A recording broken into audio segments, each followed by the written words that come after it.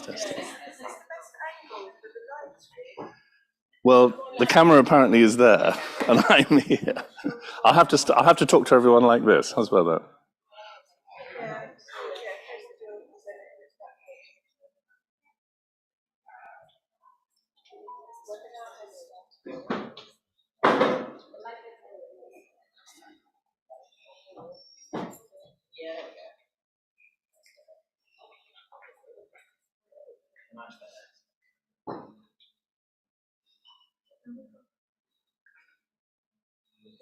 I shall have to stand like this.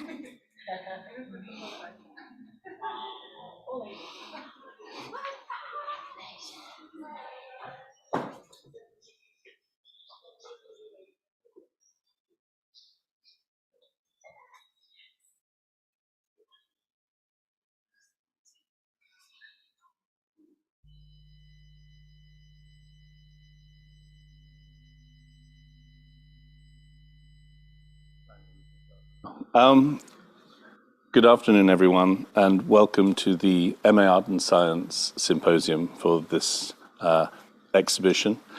I hope you'll have a chance to see the show if you haven't already done so before.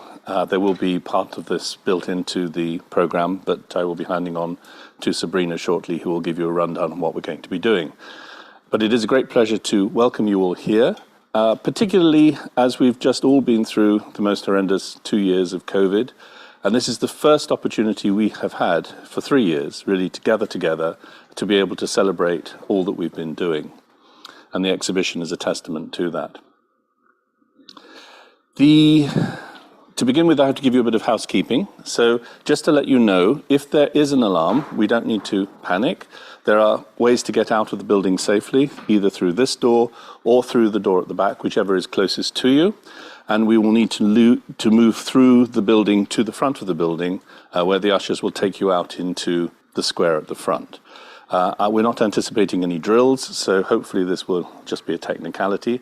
There are also lavatories located very close to here, and the ushers, again, will be able to show you the direction to those if you wish to do the usual. We're going to do this in 2 halves, so we'll be spending the first session, and then there will be a break. You can get some refreshments and so on, and then there will be a second session that will follow on from that. I think, for me, this is a very special occasion because, as I said, it's the first time we've been able to come together, but it's also a time of where we can also reflect on what has now been our 10th year of graduation. We've seen over 200 people pass through the program in this time, and every one of those people have been individual in their approach to thinking about what are the relationships between art and science. We don't, as a course, have some fixed notion of what those relationships are. Rather, the program has been set up in order to invite people to come onto the program to begin to think about what those relationships might be, to be creative with that, and to produce work of their own, to be able to express those ideas. So each year is very exciting. We have a new group of people. They all come in. They have different dynamics. We have students on the course who come from the arts, from the sciences, from the humanities. And they're all bringing their own expertise and interests to the program and sharing that. Collaboration is a very important part of what we do here. Not just the sharing between staff and students, but very much the peer group sharing within students. In fact, we as staff have learned a phenomenal amount ourselves through talking to the many people who've come through the program. So I'm not going to delay proceedings any further. I'm going to hand on to Sabrina, who's going to introduce what we're going to be doing today. And I hope you enjoy the afternoon. Thank you very much. Thank you.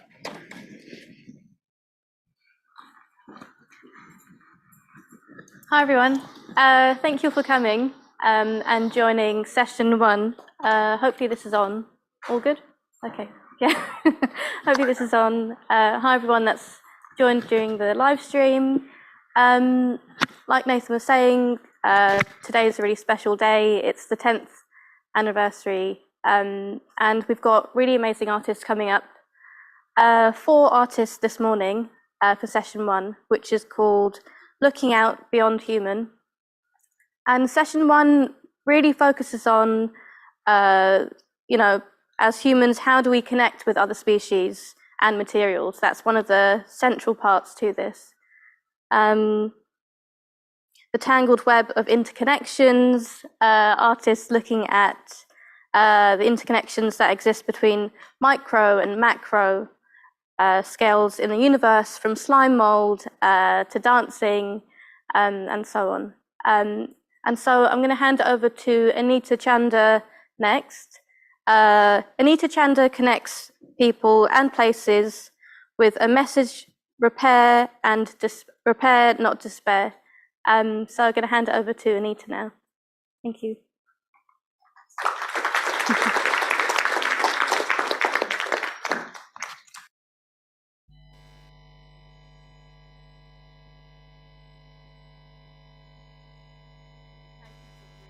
Introduction. Good afternoon, everyone. Warm evening, but you're all here. I'm going to tell you about the connections that my net has made. And it's out there in the atrium, in the street, as we call it. And grocery net bags. So I upcycled it. It could have been thrown out in the rubbish bin. I could have been thrown out in the rubbish bin because I came on the MA Art and Science at the age of 70. So, you know, I could have gone to waste, but I've learned a whole lot of things, and I'm so glad I've done this. I used to be a painter, and now you're about to see I'm a performance artist and an installation artist. So, you know, my experience has really expanded, and I've met some wonderful people. The connections have been absolutely inspiring. So let's move on. Yes. So coming back to the net is really quite symbolic. It's, as you see, I started in November 21, putting together pieces, stitching them together. And if you look at that picture, it's quite boring, it's pristine. And you look at this now in the atrium, you know, where it's hanging, it's got so many holes and seams. It's taken on a life of its own. So, you know, when we look at materiality and how it embodies the experience of the journey it makes, because this net has traveled to many installations. I mean, it's many places where I've hung it, and I will show you show you a brief film with that. And with the hanging and people holding it, because for me it was very important to make art and science accessible to everyone. You know, I wanted people to participate. My research was about play and making art more engaging. So this has certainly been engaging a lot of people across the country, and it's traveled to many locations. I'm going to show you 3 short films. The first one is the dance performance, and then you will see the installations where it's been. But let's start with the dance.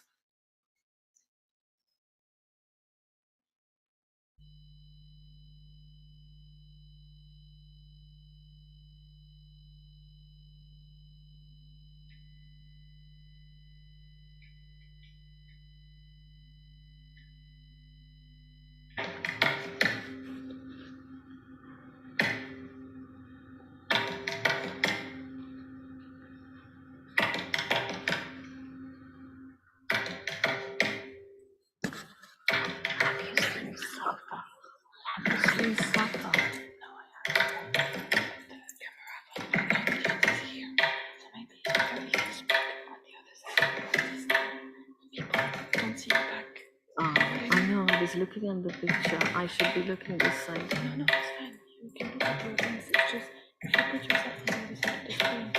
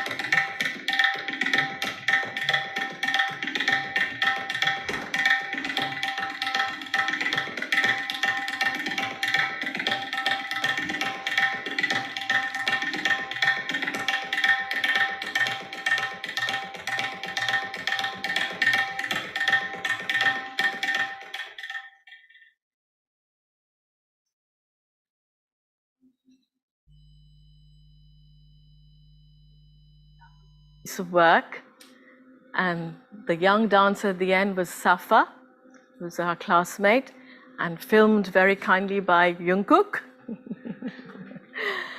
And I had music by the tabla man Devashish Mukherjee, specially composed for this piece. So, you know, I was very glad things started falling together. Now, you've just seen this, and I'm so curious to what storyline comes to your mind. You know, what's the narrative that you got from what you just saw?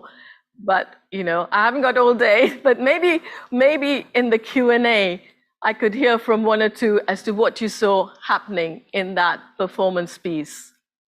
In the context of this seminar, I would like to say that that was MA Art and Science. Growing up, we were enjoying it, you know, flourished and nourished, and then I had to leave it and go away. And the young student comes forward and gets caught in MA Art and Science. So that's one interpretation, but I'm sure there are many other interpretations. And now I'd just like to share with you some, a brief video of it flying in different places. I took the net to many different locations. I think it's the interview. Okay.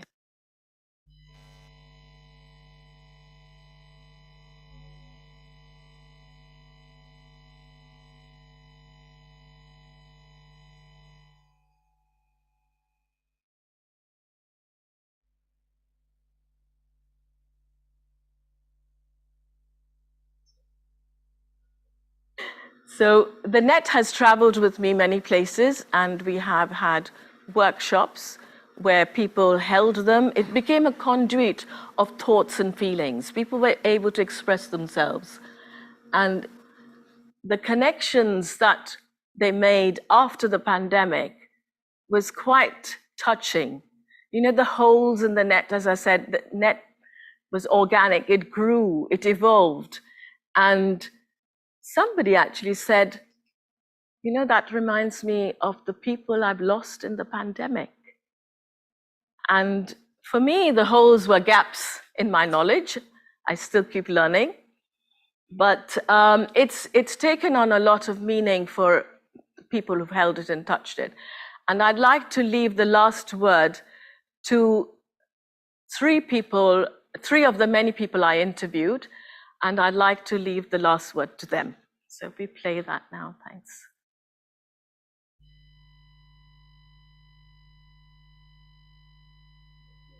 Really spoke to them. We don't often appreciate the dynamics of things, that they can have complex smells, complex textures, and art itself needs to embrace that as an individual and within the community.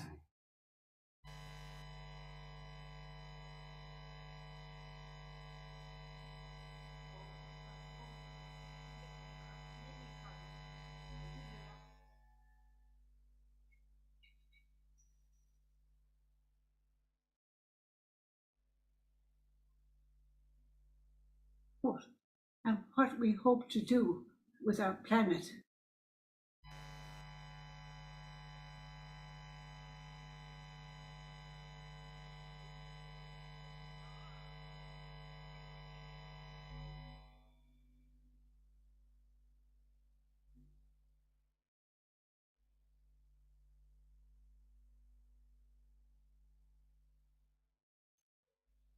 It is an installation. Oh. Yes. And does it make you think of anything else? Any other thoughts? Well, I mean, apart from just the brilliant idea of putting it here, it's just actually gorgeous to look at, you know. Okay. Yeah. And does it do you have anything, any associations, any other thoughts? I think of, I don't know, it's the kind of thing you might, sort of Native American shaman might put up somewhere. That's the sort of. No, I was just sitting there in the seat and saw you turn up and start putting this up here. I thought, that looks nice, and it's great. I'm not actually a terribly visual person, but if it got through to me, it's probably pretty good.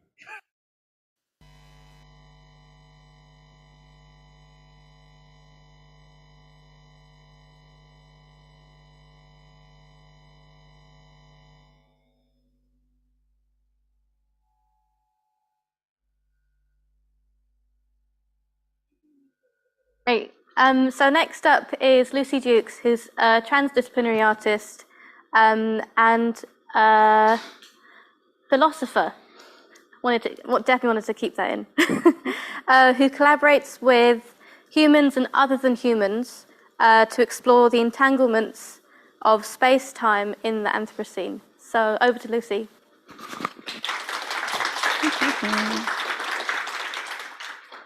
Hello, everyone. Yeah, so I'm fascinated by the connections of patterns and that kind of represent the communication that exists across these micro and macro scales throughout the universe.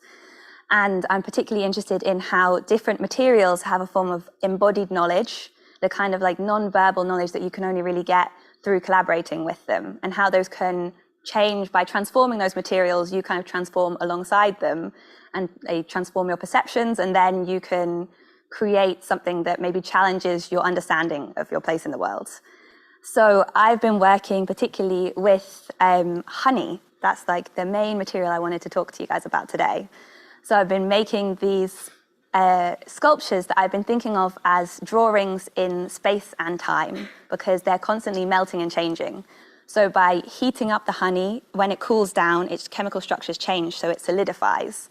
And I've got a few to show you guys here, so you can feel free to have a smell and see what you think of these. And there you go.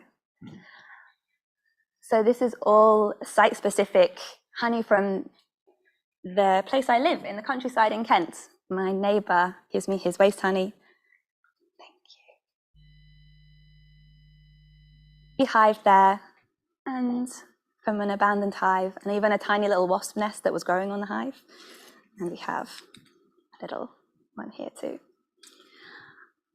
So the thing about honey is, I think that it's like a conduit for so many other things. I have here a little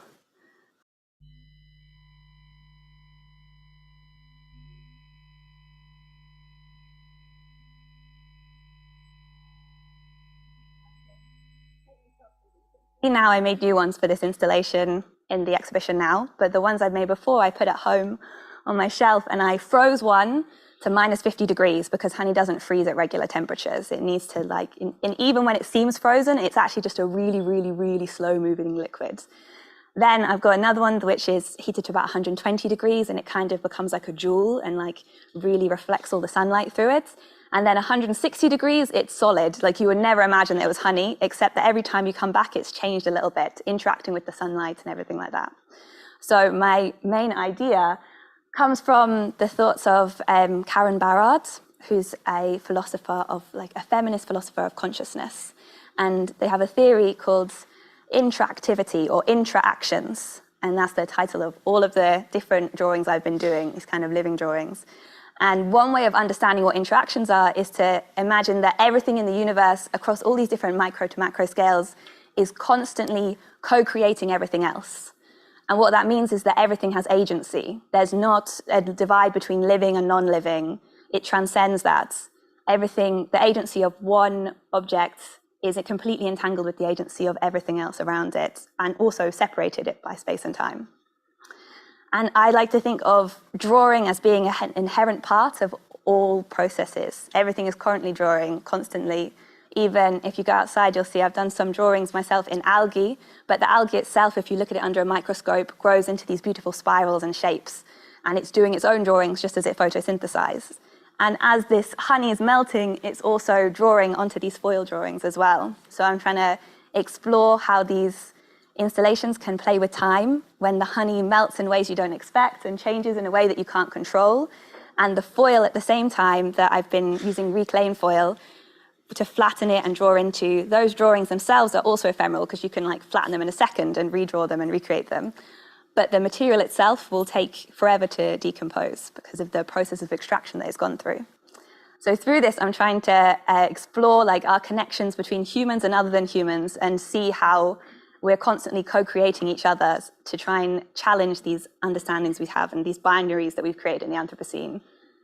And yeah, and I find the process, this is the frozen honey that's melting, so you can see it melting quite quickly, but from the solid honey, which you can go and view outside, you'll see it's been up for like 3 days, and you wouldn't know unless you'd seen it 3 days ago that it's changed at all. You can even go and touch it and it seems solid to touch. So yeah, I invite you all to go and see them change, because the one you see today will be different from the one that's there tomorrow morning. Thank you very much.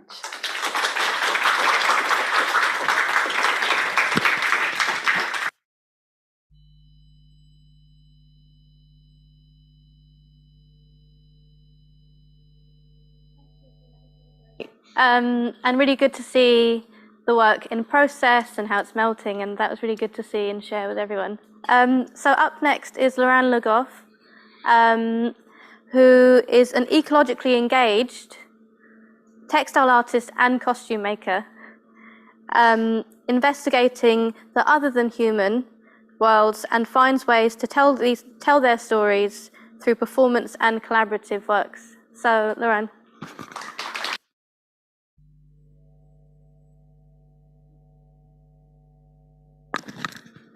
Thank you. Yes, I'm going to speak with you today about a dance performance that I created this year with many different people. So first of all, before I tell you more, I'm just going to show you the video of the teaser of the dance performance. Like this, you can have a glimpse of what I'm going to speak with you about.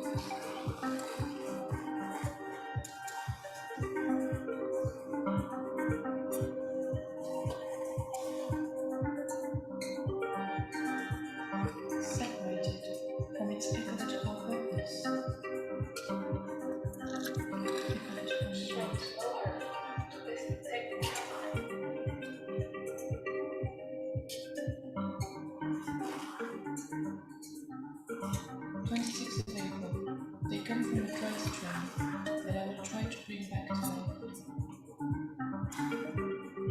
I don't know anything about them, about where they come from.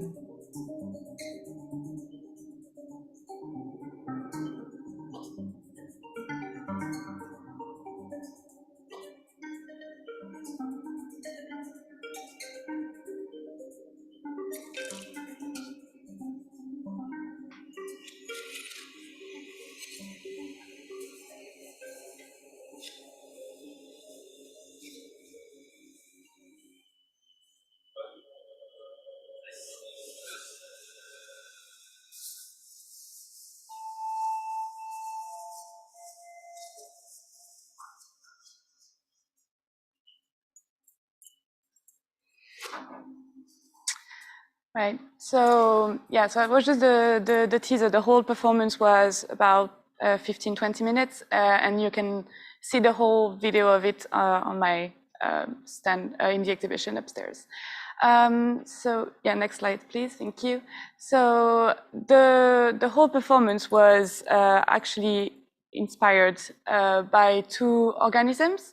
So the plant that you can see was in my apartment during COVID. So I spent a lot of time with her in lockdown. And the second organism is Physarum polycephalum, and it's kept in the grow lab that we have here at CSM. So as an activist, a climate ecological activist, I realized that one of the things that was, I think, at the root of the ecological and social crisis that we are going through is actually the relationship that we create with other than human. So I just thought, what if we try to tell their stories in the same way that we tell our stories between like humans? So yeah, everything started from here really. I've been investigating those two non-human organisms in different ways, so from science to art, from biology and microbiology to more anthropological research, I think. Next slide, please, Lucy, thank you. And then, so I contacted dancers. Very early, like 1 year ago, I knew I wanted to use movements because I think it's something that connects human and non-human all together. So I just told them that I wanted to make like a dance performance about ecology and dance, and they were happy to join the adventure with me. So I shared with them the information that I learned from the organisms, and then I listened to what they have to say and what was of interest to them in terms of movement and dance. So it was a long-term process. We started to rehearse in November, and then like progressively starting to build the dance piece together. Yeah, next slide, please. Thank you. So obviously, because it's a dance and movement, we need sound. So one of the big points of research for this performance was to find a sound artist. So his name is Victor Paredes. He's doing a PhD research on sound and movement interaction. So he was very interested in the project, and he created the sensors that you can see on the top left of the image, right for you. And these sensors are on the costume of the dancer. Maybe you saw them during the little teaser, the blue lights. So it actually, each sound is linked to one dancer. So the sensors are giving another way to understand the space and to understand the other people that are around them. So it gives a lot of organicity to the whole dance piece, and it was actually really interesting to see how the dancers change their movement when they hear the sound from each other, because also they know when one other person is like closest or further away. And so the sound in itself, where does it come from? I collaborated with Anshuman Gupta, who is in a MA Biodesign, and we created this little machine that allowed to collect the frequencies shared by any organism with water, so any living organism. So just by putting those two little sensors to the slime mold or myself or the plant, you extract data, and from this data you transform it into music. So yeah, that's the story about the sound piece. And then finally, so I'm a costume maker, so one big part of my work was to create the costumes. The challenges were different for each of the organism, obviously. So for the slime mold, I wanted to bring the position as a scientist, because I worked with these slime mold in the grow lab. So you come as a scientist and you wear these lab coats, and you have it brought for me a lot of question. about like how can you really connect with another organism by entering a space with a clothes that makes you someone who's going to use it. So yeah, I created those transparent silk lab coats to bring these questions in. And the other question is to make this costume where how to bring the shapes that those amazing organisms are making without using them, because I think because of human curiosity, it came a point where I wanted to use them and to have the to manage to use the little trace that they left behind. But I choose not to do that and to actually use human fabrics, so tights, because I think the tights have a very interesting story and are so close to human bodies. And so I use them edge tights and I transform them into those organic shapes to represent the slime molds. Yeah, so I wanted something that would transform the human body. And also the question was how to create a group with an individuality, but still a group. Yeah, you can go to the next slide. And for the plant, the challenges were a bit different, and I decided to use the shape of the leaf, because they are so important and beautiful, but to have this object that would be not entirely recognizable. And for the fabrics, one of the things that I discovered about that plant is that inside the leaves you have little crystals that are actually a protection for the plants, because the crystals keep the toxins inside.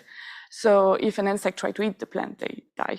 So I was very interested in that. So what you can see here is actually the electron density map of those crystals, and it creates already made patterns at the fitting, which is kind of great. So I've screen printed them, and it's the fabric that is used inside the costume. That I wanted to show you is also the team that were here to help me with the documentation. So Young Cook, who made the picture that you can see on the right side, and Anna Kresser, who is an amazing photographer who also did a photo shoot, and someone who made the movie as well, who is in BA Film and Television at LCC. So yeah, next slide, please. So yeah, tomorrow we will perform a variation around this piece with a part of the cast. It will be like in the street from 2 p.m. So if you are around and you are interested, you can see that. And if not, I'm in the 3rd floor. Yeah, if you want to have a chat with me, and I'm happy to answer to any question later on. Yeah, that's it.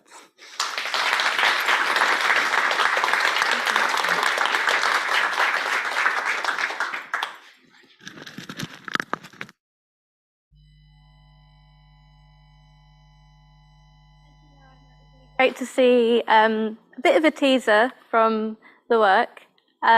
Like you said, you're upstairs, so definitely go have a look. And there will be something that will be a bit more guided later on. So up next, and the final artist for this first part of the session is Maite Pastor Blanco, who is a zoologist and multimedia artist from the Basque Country in Spain.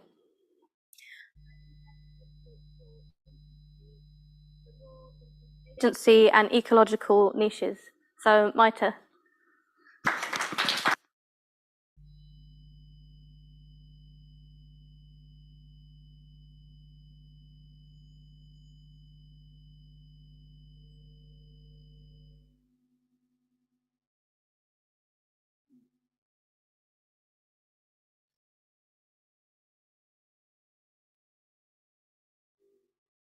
Today, it's really great to finally get to the end of this journey.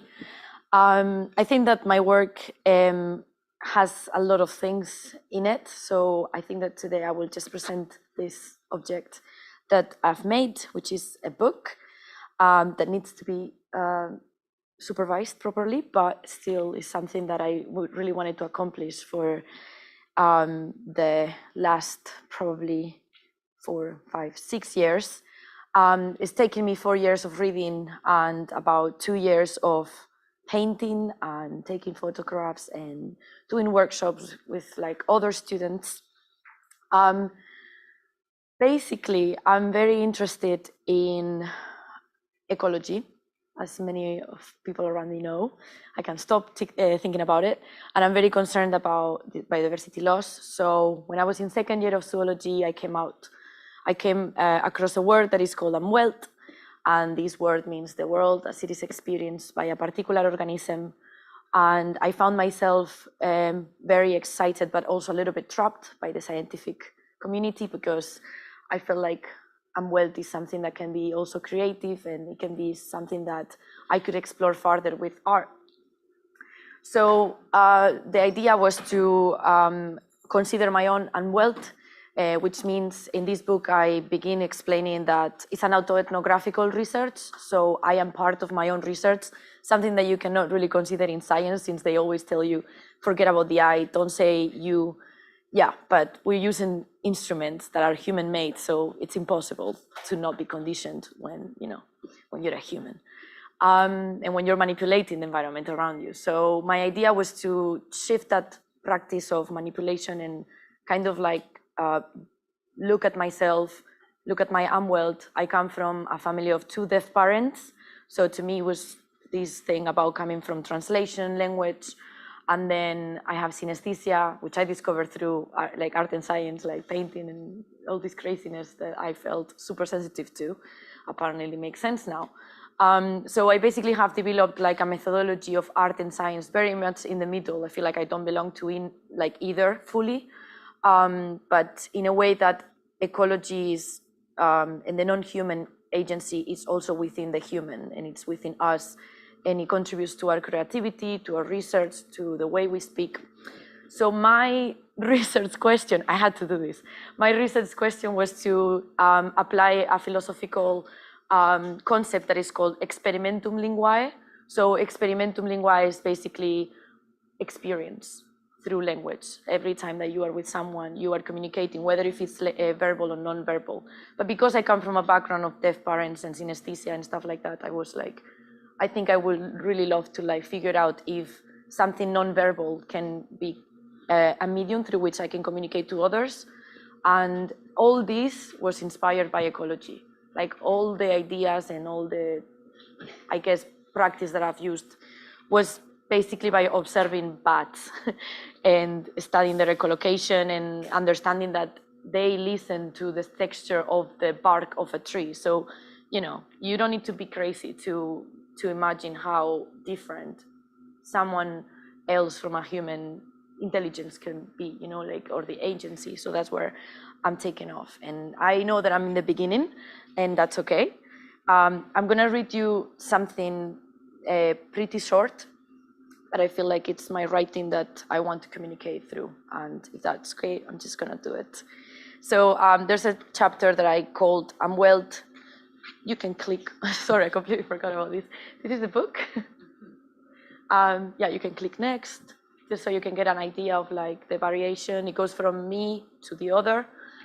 It's been made with UAL waste paper and the Library of Materials waste as well, because they get these samples all the time. So if you guys are interested in getting their waste, you can always do that. And I think it's quite useful, and it's very cheap as well. You can go next.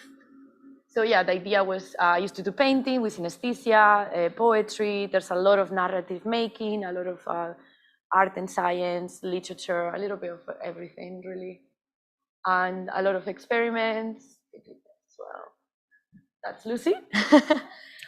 Experiments where I try to communicate through color alone and form with many students. Experiments where I try to communicate through sound alone, in a way that I work with the distortion of the way we perceive different sounds.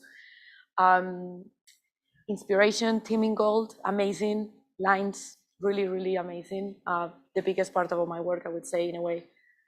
And I will say thank you later, but yeah, obviously I want to acknowledge that everybody here has contributed to me a lot, and I hope that I've done the same. So I'm just quickly gonna read my work, and hopefully it's something that can inspire and also I can get feedback from. So Unwelt as an experimentum linguae. The beauty of mentioning ecology in this paper is remembering that an interaction between subjects is always happening. This means that if we want to use the term unwelt as an ecological thinking tool, it is undefinable, unlimited contextual meaning of something across space, matter, time, and movement. In fact, we could probably use it in most art practices. That's kind of reference into Timothy Morton.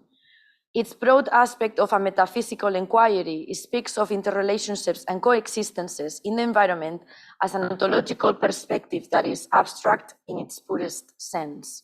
Something close to the idea of unwelt is to think alternatively in how the behavior of any entity becomes, sometimes involuntarily, a form of language, and how this creates a multidimensional space of experience and unmeasured exchanges between the sender as well as the receiver. Moreover, this phenomenological analysis within ethology may bring relevance for ecosystems that are made out of areas with random units of movement and dialogue that concern with two or more agents interacting at a given time space. I observe this ecological experience as a space of non-verbal communication through the act of existing itself. Here, I refer to this language of coexistence as experimentum linguae, which was proposed by Giorgio Agamben. He said, the limits of language are to be found not outside language in the direction of its referent, but in the experience of language as such in its pure self-reference. This is a way of saying that the individual as we know it is never in complete isolation and always functions in the lines of others, along the lines of others. We all know that there is no true boundary in the vast variety of micro to macro spheres, and timelines are held, if timelines are held accountable. Thus, the comprehension of understanding of unwelt is in theoretical terms of experimental linguae, and interconnectedness beyond human dualism categorization. The only thing that is proportional, in proportional terms, could make sense right now is that sensory information or stimuli is always coming in certain proportions depending on the morphology of the organism and the environmental cues around. Thank you, guys.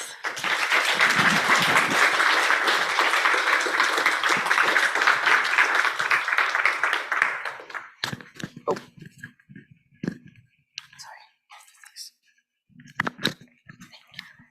Thank you, Maita. So now what we're going to do is open it up to a Q&A.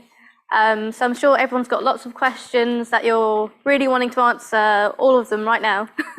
So we're going to open it up to, do you want to bring the chairs forward a bit, maybe? Yeah. If you've got a question, please put your hand up. And I think we will be passing a mic around as well. I'll just grab this chair.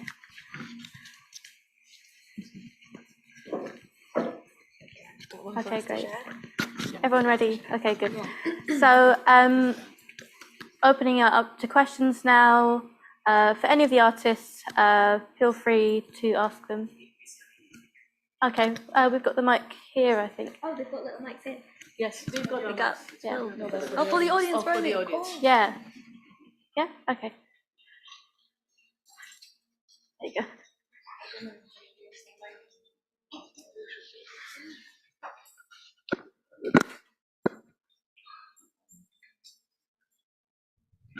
Okay, great. So first of all, has anyone got any questions they want to ask? Feel free to do so.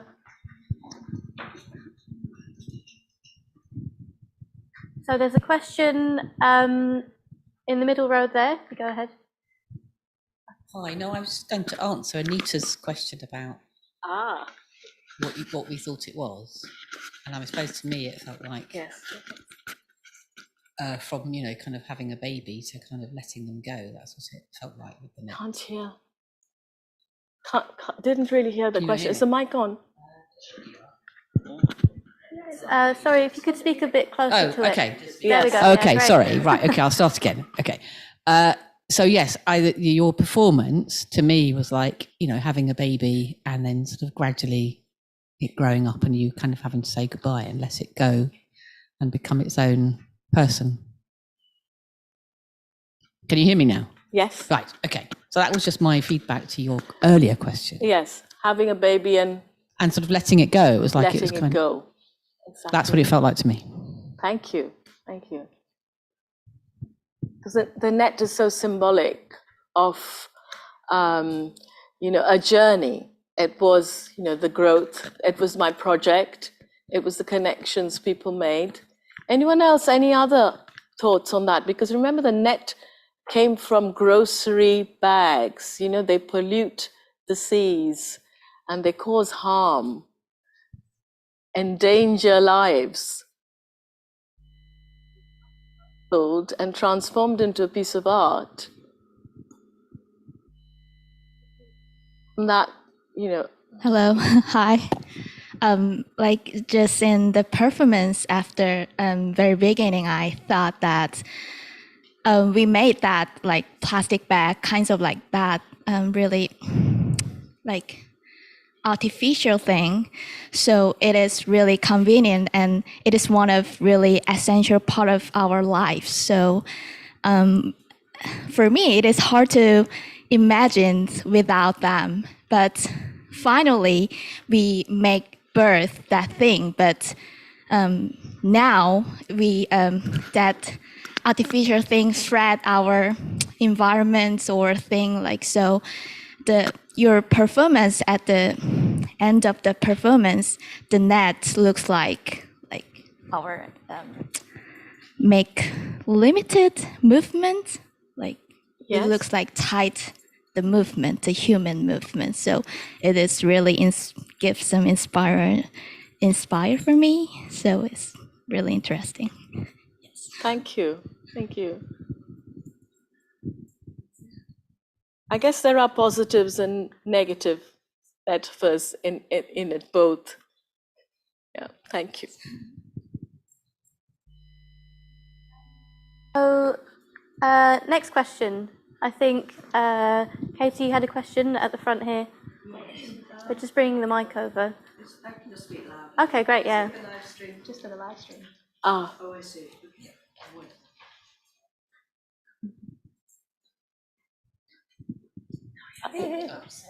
Oh, thanks, Steve. Okay, this is a question for Anita. Just interested in your journey from being a painter to, you call yourself a performance artist now, and I'm just wondering how that happened, and if you want to say anything about that. I think there were two factors. One was being on MA Art and Science, and we had a project called Sites of Practice. And the second factor was lockdown.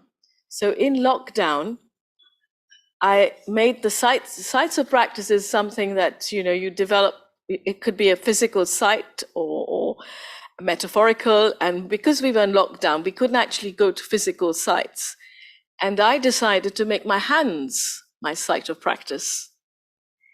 And from that, I did a little performance with my hands because I wanted to reach out to my classmates who we were online with. We were communicating through Zoom and Teams. And so this piece was about reaching out with the hands and washing up my hands, and that sort of gave, I got feedback saying, hey, you're a performance artist. I said, oh, I didn't know that. And I think that's where it started. And then you saw the dance. Hi, I have a similar question as well for Mighty, because you previously coming from zoology and now performance arts. I'm wondering as well if there's like a similar transition between these.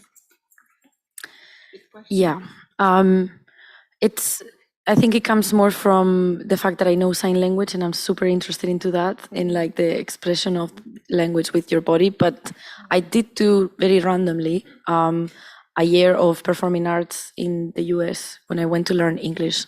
and I was very interested in science, but I still had to do like drama and things like that. So yeah, like coming back to like now, I realized that I mean, you can be very poetic if you want and think about many different organisms, for example, like kind of performing all the time like we do.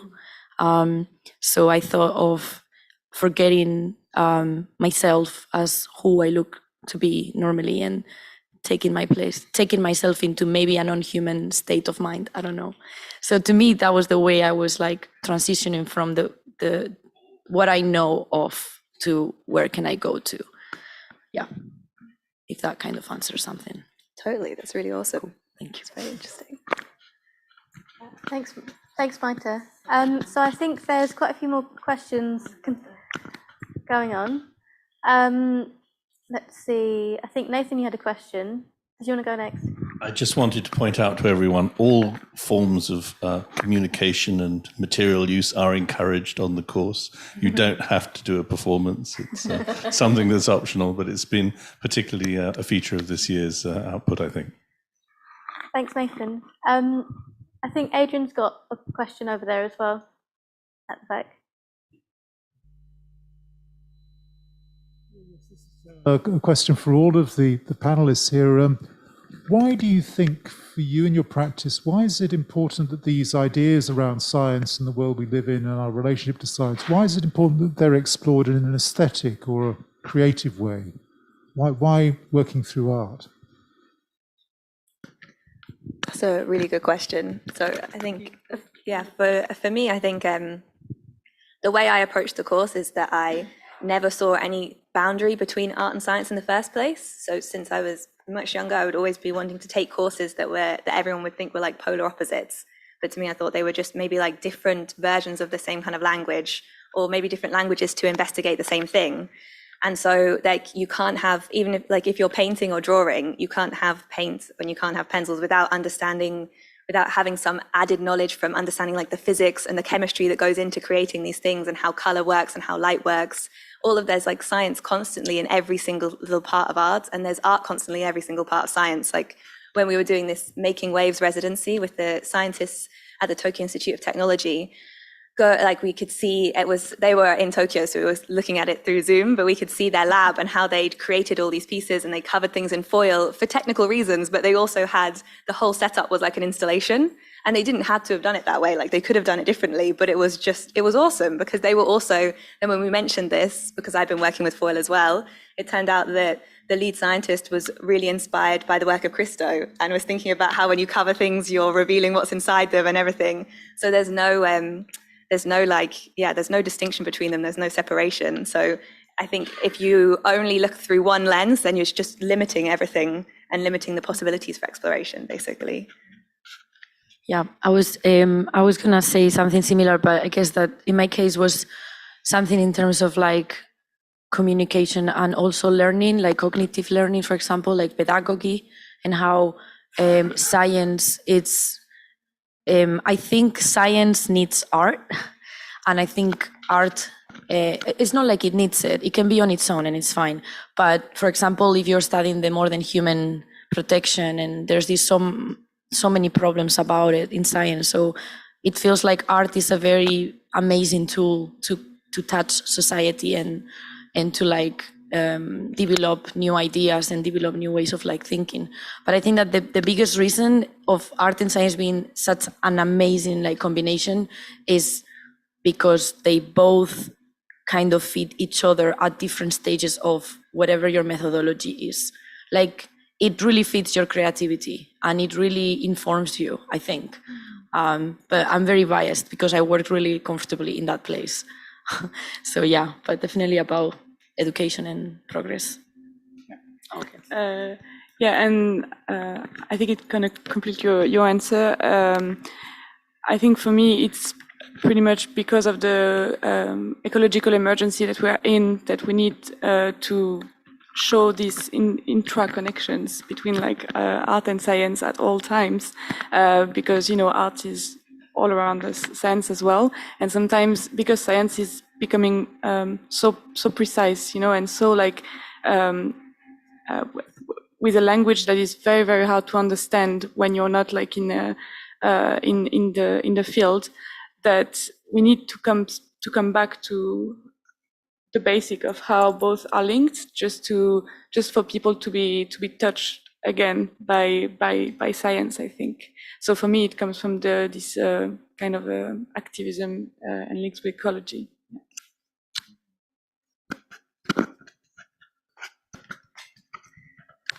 I think the commonality, the connections between art and science became clearer to me when I came on the program, because I was probably always a scientist, but I hadn't realized that. I put the label on myself as an artist, but I had a curious mind. I would always do research and, want to know what something was made of, or, look at the water. If I went for a walk by the river, why is it flowing?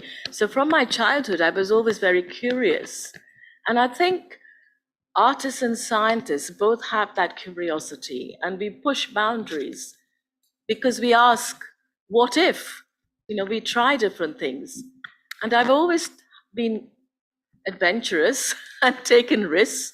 I think there's a risk-taking element in it. And whatever approach you take, there's got to be creativity in both art and science. So, I think there are more similarities than differences. Thank you, Anita. I think it's really great to hear how you've all spoken about different aspects that have really been quite essential and pivotal within your practices. And I think we'll move on to the next question. I can talk a lot about responding to you guys, but I think there's a question over there. Hi. Yeah, I just had a quick question for Maite. I was just curious about the bats, how you mentioned how that sort of started the book that you put together. And I just wanted to ask how that interaction started and how it transitioned into your research. And I guess, why was it important? I was just curious about that, if you could tell the story. Of course. Yeah. I briefly mentioned it, so thank you for asking. So I did my 4th year dissertation on neotropical bats in Brazil, and it was basically exploring their ecological, like their foraging behavior and their mating behavior and the sex ratio across a matrix that was previously extracted. So it was impacted by the humans from times of like the first times of colonization and things like that. So it was a very challenging place to like look at just bats. There was definitely an aspect of like humanities that I was starting to pick up from. So that is like what happened in Brazil. But in order to learn from bats, you need to read the entire book about their biology. So I learned about like the way they perceive, the way they behave, the way they, what type of like vegetation do they need to like move around, and how do they behave like within themselves. Like they're super social, they're like super supportive of each other. There's all these like characteristics that like when you're writing in a research paper in science, you don't really mention it much because it's not that much of supporting data, even if you're doing conservation. So when I was coming into art, I could literally do the same thing by gathering a group of people that could like represent the way bats maybe behave, and maybe think of, using creativity to not just talk about the fact that we're losing all the diversity, but to actually inspire like artists. And then it's infinite, like, you can always continue. But I hope I answered your question. Thank you, Maite. So next question. Excuse me. Yeah, thanks. Okay, great. It's really exciting to be here, actually. Sorry, I just wanted to say how wonderful it is to hear these presentations. It's a question for, is it Lorraine? I was quite curious about this, what it feels, this question about the feeling of working with a discipline or a subject area. So you're talking about art and science, but there's this, in your work, the collaborations with sound artists and musicians. And that feeling of what it's like for you with your kind of home disciplines, and then the point at which you're collaborating not only with the digital technology that's chosen for the sound. Sorry, do I need to speak louder? Yeah. Sorry, thank you. Yeah. There's a question about feeling, what it feels like to be a practitioner in certain fields. You're collaborating with your kind of home disciplines, it seems. And then it's really a question about the collaboration with sound artists. And when in that collaboration, you're giving over to the control of the technology through the sensors and the frequency mapping, which there's little, it's very kind of done for you in a sense, the framing of that. And so I was just kind of curious about your feelings of as your practice is evolving through the work that you're doing in relation to working collaboration with not only the technology, but other sound artists. Yeah. And how that felt for you. Yeah, thank you for asking the question.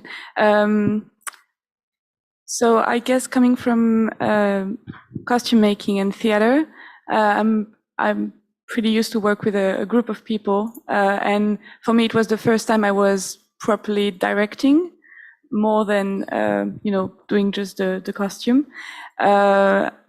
So for me, the collaboration with others is so much gain for the final project. Like I wouldn't have been able to do that even like in my dream 1 year ago. I just had like this very rough idea, and it's because you have to let go at some point. It's not that easy, and I think I really learned that this year. So you have some point where you just need to share the information that you need to share with others, and to hear about what they can bring and their ideas and what they want from the project as well.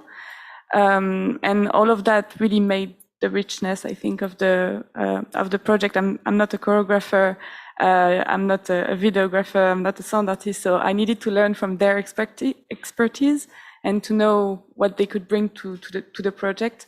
So it was a lot of talking and a lot of very interesting discussions. And as I said, especially with the dancers, we started the process quite early. So the few first sessions were really about explaining to them what I've learned and just sharing, and then doing all of those rehearsals to know where we were going together. And with the sound, it was a bit of the same thing. Like I needed to rely on his expertise on his domain and what he thought would be interesting, and what he saw was the very big interest for his research and mine in the content. So yeah, I hope it kind of answered the question, but for me it was a very, very interesting journey, and very, I don't know, it went very flowy. It was a very organic process in a way. Thank you, Lauren. So we've got another question here. Yeah. Hi. It's a question for all the 4 panelists, but it's based on something that Lucy mentioned, which is blurring the lines between non-human, human, as well as inorganic and organic, where everything has agency. So I think that relates to all 4 of y'all in your different practices, where each one of y'all has a very non-human element to it, and also an inorganic, very how do I say it? Like in case of Anita, there's plastics. In the case of Lucy, there's honey. In Laurent's, there's the textile, which is emulating slime mold. And for Maite, it's you mentioned the tools which are very human, that are used in a scientific lab. So I want to know what your experience has been in blurring these lines of things having agency and subsequently like consciousness, and how we perceive those things in nature. Okay, shall I answer? You can. Okay. So with the net, as you said, there's the organic and the inorganic, the plastic, which I took out into nature. The contrast when it was flying in the wind, the elements working with it, creating ladders, the tension, the light coming through, just the wind blowing and making an impact on the net itself. And there was a moment when in the Pennines, I had it over the rocks and I could feel the wind, the force of the wind in the material. And it had caught on sort of clumps of moss. And I thought, what a wonderful moment of connection. You know, in a sort of very glib way, I was thinking net profit, loss, and, you know, extraction, you know, because exploitation and all the sort of geopolitics that goes with plastics. But then at that moment, when it was in nature and it flew with the wind and it connected with the ground, it was such a wonderful moment for me as an artist, because I saw that connection happening, you know, with the elements. And then I saw connections that the net made with human beings when they, as you saw in, you know, in the few clips that I showed, people responded to it. They wanted to touch it. It reminded them, one person said it reminded them of a walk in the woods and when he had touched the underside of a mushroom. You know, here we were holding a piece of plastic net and he was talking about mushrooms. So it was quite amazing that the directions that, and the connections that the net made, and just the materiality of it. Obviously, we talked about pollution and plastics and the harm that it does, but the other connections that people made, that was very fascinating.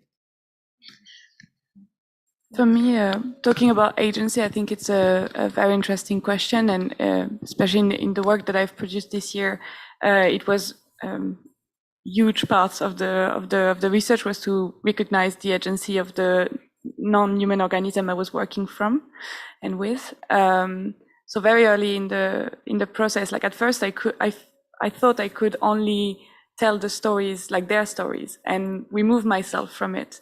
But I think, as Maite said, we narrative, like we are part of it. We are the one who makes sense of what we create. So like we are the one who give them agencies as well. So how do you find this balance between the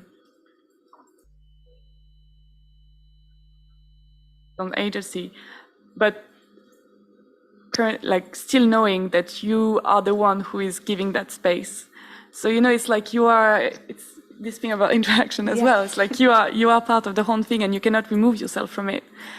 So yeah, in my case and in the project, I think it came together when I finally accepted that I'm part of the organism that I'm studying, and that it's just how you consider yourself as an organism who gives the agency to others.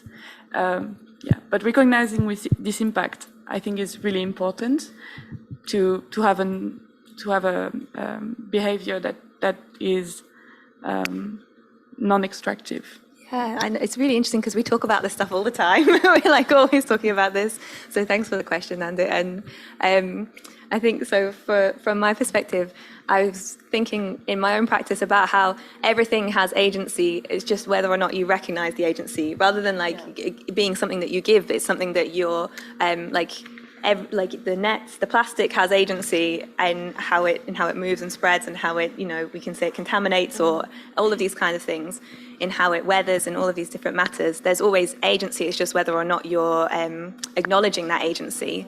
And often we're just ignoring the agency and only attributing it to humans or attributing it to something else like that. And leaving room for the agency of other than humans then I think also allows you to blur this boundary that we've created between like living and non-living. So then things like when I was making the honey sculptures, people were suggesting that I put them in like temperature control boxes so I could control exactly how they melted.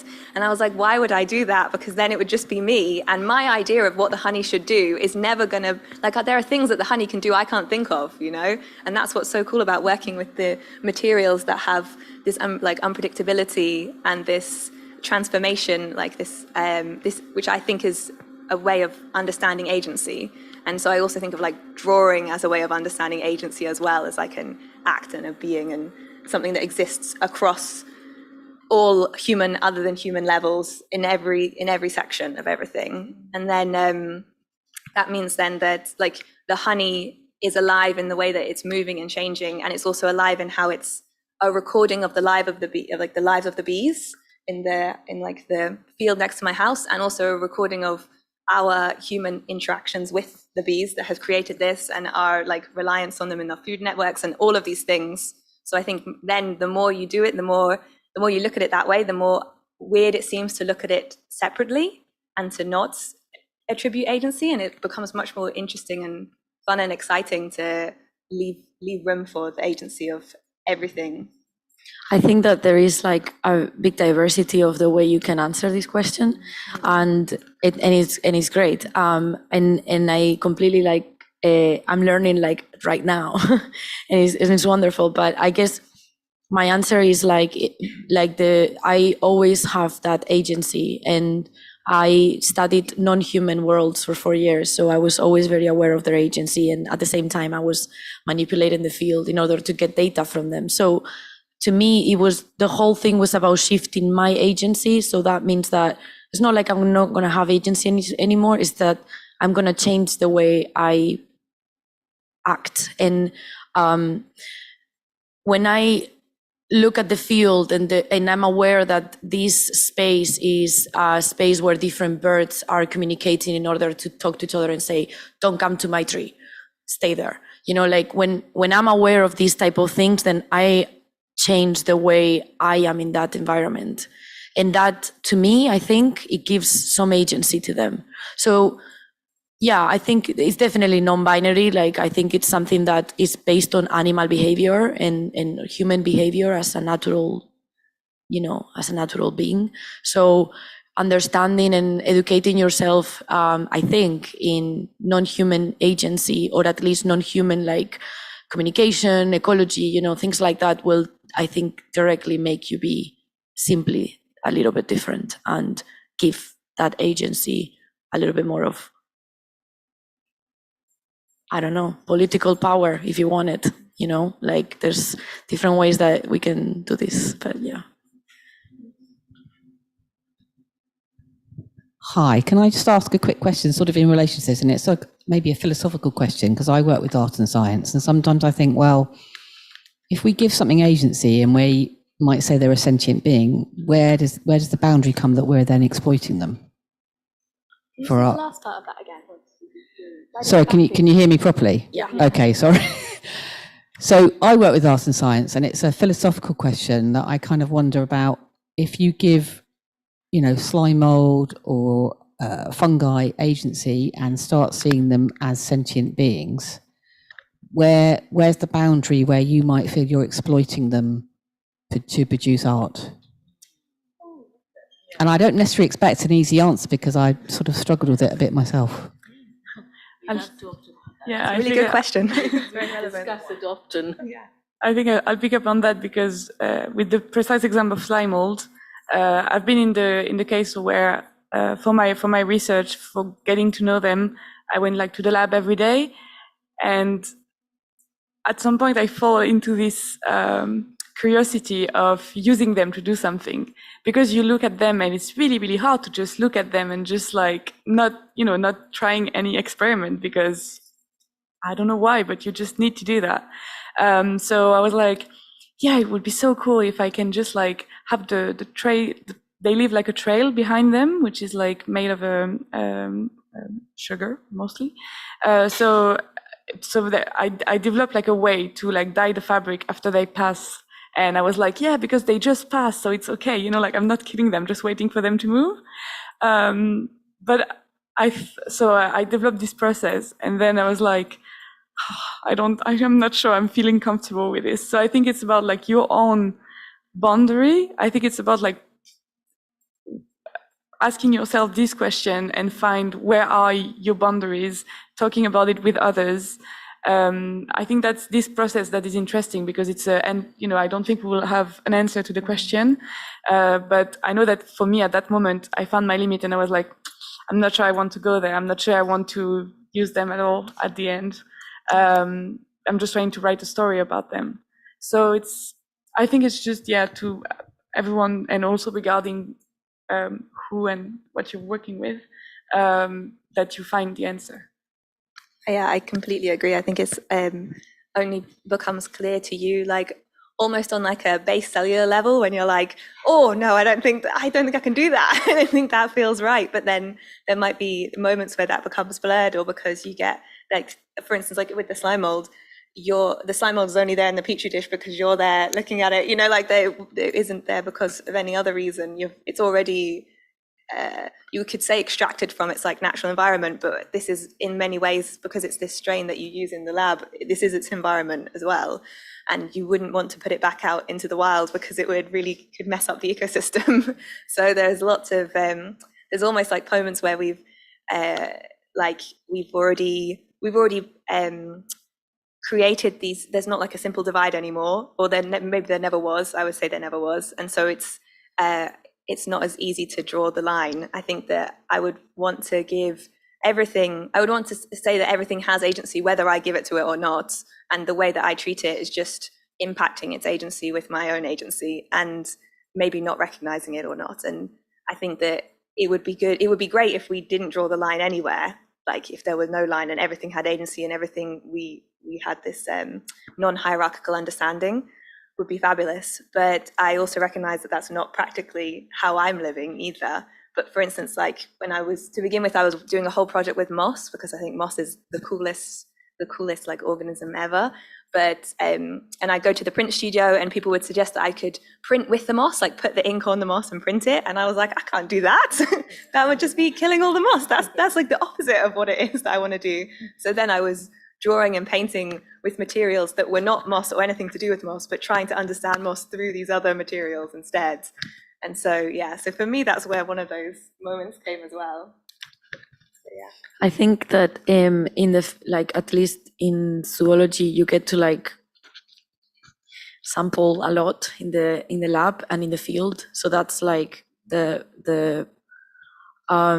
yeah, I really want to say, let's leave them alone.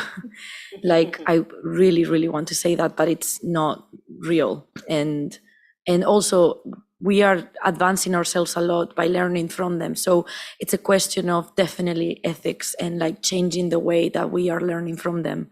And that's it. And there's no need to be extreme about it, even though if I want to, because I'm just wanting to protect them. But myself, you know, it's like, as a human, I am defaulty to be non-human. So yeah, it's I think that's the way I see it at the moment. Thank you.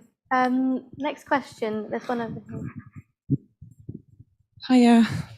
Thank you for all your talks. It's been so interesting. I've got a question for Lucy.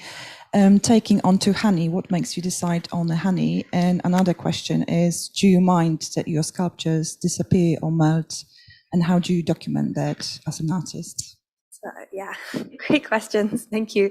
The honey, actually, I never thought of using honey to begin with. I thought that it was just this like beautiful material. So our neighbor gives it to us. It gives us a jar for free. It's like liquid gold because like sometimes there's swarms of bees and things like that, which is also great. Like there's no trouble at all. But then, and it never occurred to me. It was one of those things that I thought, this is such a beautiful material. I just need to leave it as it is, or eat it as well. And I was cooking halva, and you have to heat up the honey to and then it cools down and solidifies, and you mix it with the tahini, and it makes all the solid blocks that you can eat, that I used to eat when I was a kid. And when you test it by dropping a little drop in some cold water, and it forms a little ball.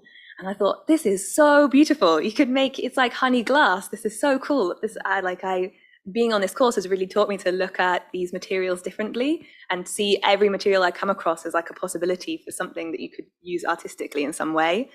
And I realized so my mum, she ran an art gallery in Scotland back in the 80s, and they worked with Joseph Boyce, who also uses a lot of honey. And she would tell me stories about going to visit his studio and him giving her and her collaborator spoonfuls of honey from a kiln jar, and it being almost this ritualistic experience. And I was like, yeah, honey is amazing. This is awesome. And then I realized you could transform it and work with it in this way. And so many things came together, like watching the glass blowing documentaries, the competitions on Netflix. And I thought, glass is so cool, but there's nowhere to blow glass here. I'm doing a residency with Joanna Viverish over there, and we were looking at fermentation and trying to make our own glass vessels and things that could like preserve, but also have this dynamic change in them. And I thought we could make honey glass. And then obviously they kept melting because they do. And even if they're solid to begin with. And then I realized there's something amazing about them changing and something amazing about them being ephemeral, and that it makes it more interesting because it's something you can't control, but it's something that you're still part of. Like they're changing and you're changing alongside kind of thing in this process. And so through that, I realized that like so much art is often about like making something that is supposed to last and supposed to stay, and then what happens to it afterwards. Like practically as an artist, I don't know what I'm supposed to do with all of the things that I make. So I think making things that can be transformed and then reused, using like size specific materials, the honey I can reheat, I can make new things, I can like give it back to the bees and they can reuse it as well. I can use use all the materials that can be transformed, have past lives and then have future lives again afterwards. It just makes a lot more sense in terms of accessibility and in like cost of materials, all of these kinds of things. And also this possibility for transformation as well. And then documenting is just videos and photos, mainly photos, I've realized have been the best ways, because capturing the light and everything like that. Those kind of interactions. So the only solid thing I have are prints of the photos. That's all I've got left afterwards.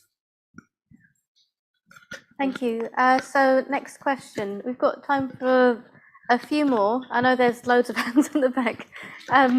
So yeah, go ahead.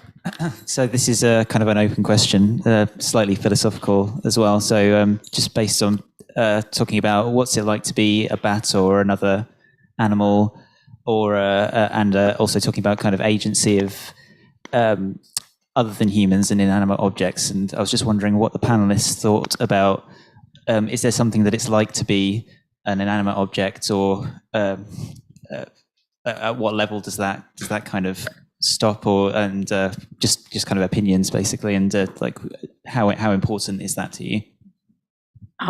Just gonna go for it. Okay, we're never gonna be able to understand what it is to not be a human. That's just, in my opinion, never gonna happen. Like, you can create and you can imagine and you can hypothesize, you can do whatever you want, and that is wonderful because you will still learn. But you will never know what it is to be a bat because you don't have the morphology that takes for you to be a bat. And I know that I'm sounding like super sciencey, you know, like there's no way that you can. Of course, we can be creative enough to like reach to a level where we can kind of maybe get a close idea, and you could create technology to understand. You could create educational like behavior, you know, I don't know, like I think that there is many ways in which you can like get really close, but just like think about being a being that can barely see and that can hear through the echo that comes from the throat. It can sense visually, even though it cannot see, the form, texture, distance, and movement of those subject objects around it, the being, while it's moving around. It's like there's so many things about the psychology of that organism that, I mean, we barely understand our own. So I think that we have like a very big step to like get to understand these kind of things. But I think it's an amazing question because, you know, I think there's a lot of children, like especially interested in like, oh my God, what is it to be like an ant? You know, what is it to be? And when they make these movies about animals, there's this like really nice thing about thinking it would be super cool to like, you know, like be in one of those bees in the bee movie. I don't know, like, I don't know. Yeah. That's what I have to say. I think I would add to that just the fact that recognizing that we are one way of seeing the world between millions of others I think is the best thing that we can do at the moment, and have the humility to say we impact others. We are actually one of the species that have the strength to literally destroy everything. Carrying that weight in a way sometimes, I think it's good.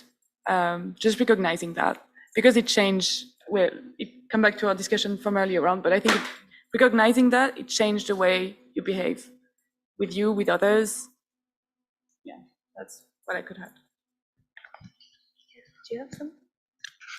It's just the connections, talked about all the connections and the entanglements. I think that just became clear during the period, doing all the experiments, having the discussions that we did, that, you know, the interconnection, the connectivity of everything and the boundaries, it just makes us so aware. And that's it, really. Thank you. Did you add something? Yeah, I agree with everything we've been saying so far, and I think that I would want to say that you could acknowledge like all of these things, but on every level, like from like down to a cellular, down to like an atomic level, you could acknowledge that, and then it would definitely. It might not match up with how we live now, though. That's the only thing. But it would like alter your behavior in a small way that does add up eventually, I think, and does definitely change. Like just also, like you said, we're limited in our perspectives, and recognizing those limitations can actually be really, really helpful. And acknowledging that, like, you know, so many decisions have been made because people make decisions thinking they know everything, and then actually they have all these unintended consequences. So recognizing that we can't possibly know everything, and that we have these limitations in the first place, can be actually very, I think, freeing for enabling us to even think outside of our own like preconditioned ideas as well. I think one quick. That's been, sorry, the most, I think, important thing in my net, as I said, you know, as it expanded and there were holes that appeared. And I thought we've learned so much over the 2 years, and we've discussed and, you know, learned from each other. But I find I've got bigger gaps in my knowledge now. Those holes are constantly reminding me of how little I know and how much more we need to find out. I'm not going to answer, but I remember a podcast I listened to from Melanie Challenger, a very wonderful author of the book, How to Be Animal. And she invited a philosopher and a biologist, and they were saying, you know, when you look at computers, they are like a reflection of the brain of a human. So we understand the computers, like we make the hardware and then the software happens, right? And that's what you understand from the hardware. So just imagine, like going back to the question of the bat, and you can think of any other organism with different tools that they have, making a hardware in which they are using their own computers. So like, would you be able to read the software? I think that is something maybe that can help motivate you to like keep going with this question. I don't know, to me that was like something really smart. I was like, wow, I never thought about that. And I'm always like, no technology, but actually, yeah, like it's mechanisms and language, I guess. That's really great, thank you. So we've got time for one more question. Who would like to go? Oh, there's one at the back there.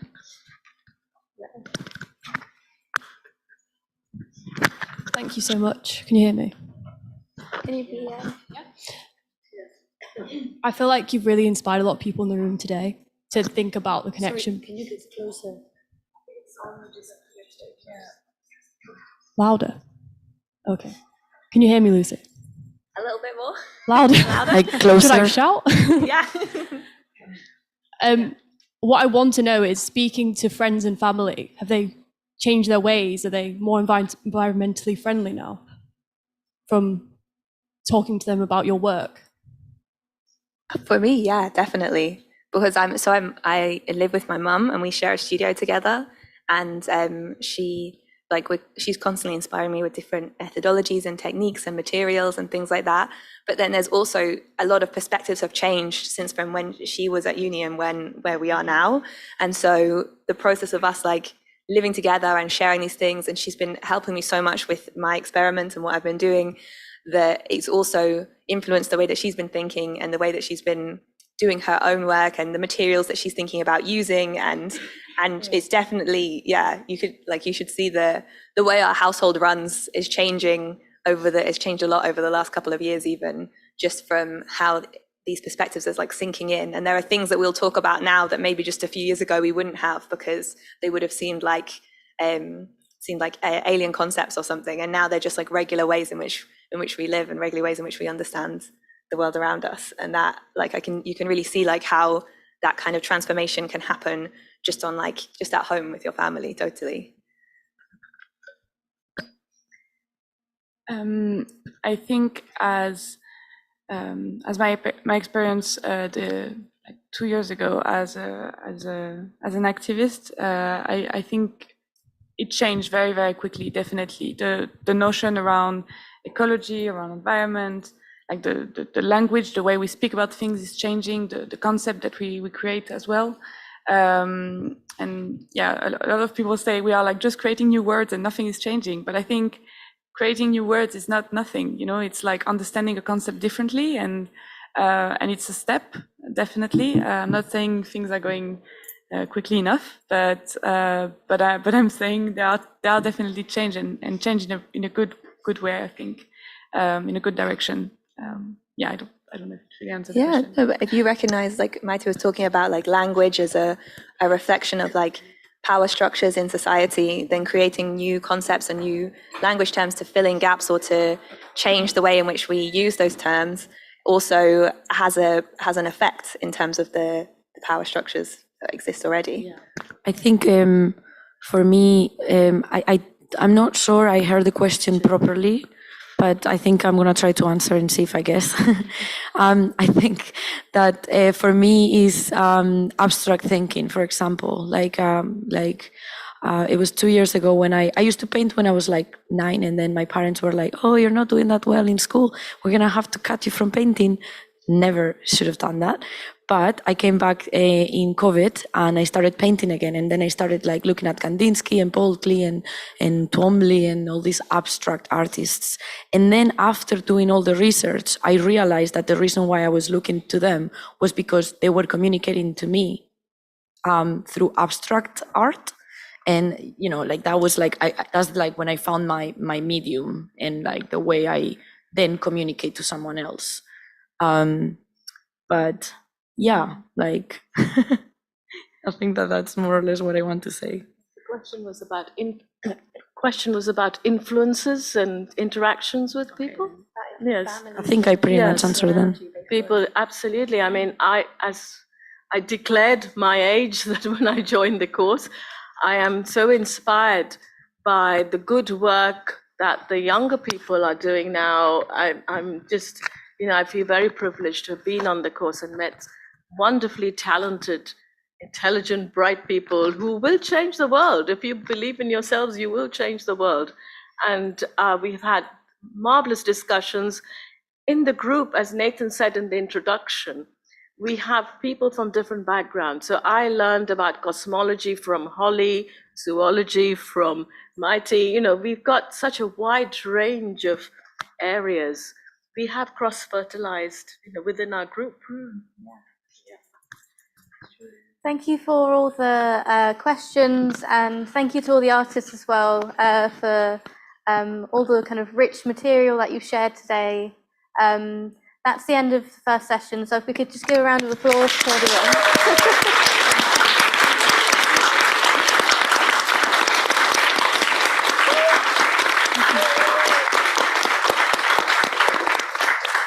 So there will be a short break now, a bit of a comfort break until 3 o'clock, and that's when session 2 will start. So there's some refreshments there. There are also catalogues there as well to look at. So we'll see you back at 3 p.m. Thank you.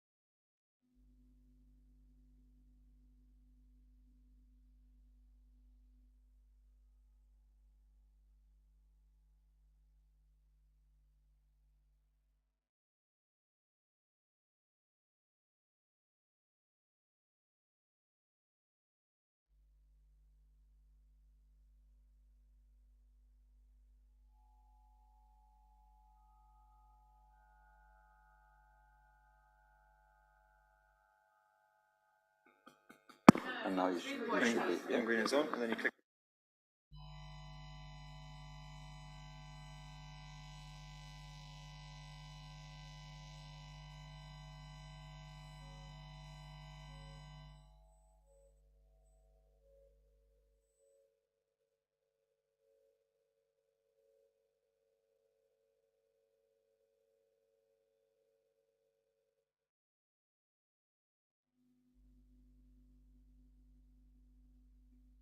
Click.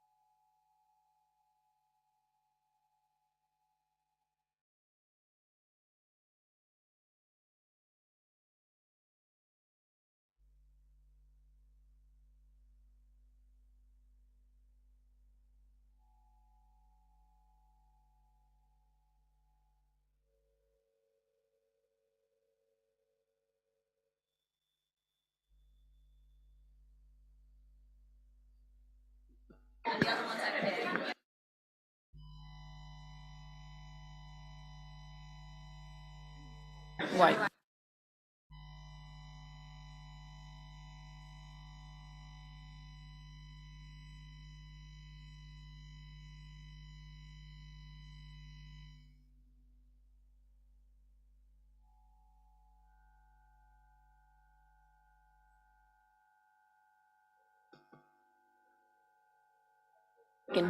Yeah, right? Yeah. Yeah. So So we you need. can have it with you. Do you wanna put it on you and you speak naturally, or you wanna? Well, because it's a dialogue, we sort of both need to have a mic. Yeah, so maybe leave No, them. but I mean on your hand or on your shirt. Oh, I leave see. Them, leave I them just on put my mute. Like hand. this? Yes, Yeah. that's fine.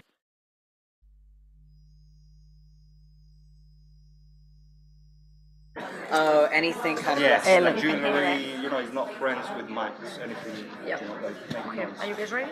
Yeah. Yep. Up to Julius will come on. Yeah. Okay. So this is on at the moment.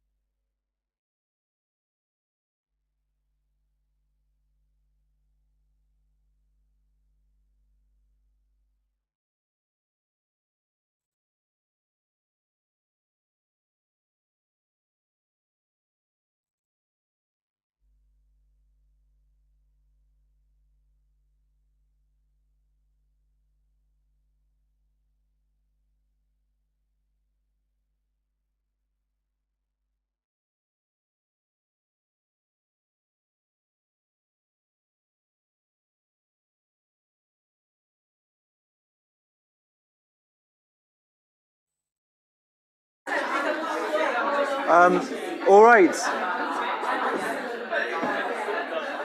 Hi, everybody. Hello, everyone. Hello. Hi, everybody. I think we're almost ready to get going. If we want to take our seats, we can kick off the second session. Thank you so much. Thank you all for coming along to second session. I hope you had a nice look at the work outside and the crossing. So this second session, which kicks off now, is about embodiment. And so a lot of the creative practitioners on the course explore ideas or expressing concepts that don't resolve as an image alone, or they can't be captured effectively just through language. These are practitioners that are creating kinds of knowledge that emerge through our bodies, when we think with them, and through our senses. They're revealing kinds of truth, whether that's subjective or universal, that exist in this tangible, embodied experience. As human beings, we've been exploring and understanding the world around us with our senses a lot longer than we have with language. So in some senses, it's a deeper, older form of thinking. And it's a kind of thinking or intelligence, embodied intelligence, that we all possess. It's where intuition, emotion, association come to life and show us new things about the world around us. So it casts light on these deeper questions about human experience that analysis and abstraction can sometimes struggle to grasp. So through the work of the practitioners coming up, we're going to be looking at complex conditions in anatomy. Through process and materials, we're going to be experiencing the connections between mind, movement, and music. And we'll be asking how uncertainty coexists with creativity and discovering how art can be used to describe the indescribable. So first up this afternoon is Steve. And Steve is a multidisciplinary artist who works primarily with found and recycled materials, exploring the intersection of art, illness, and disability, and the act of creation as a form of healing.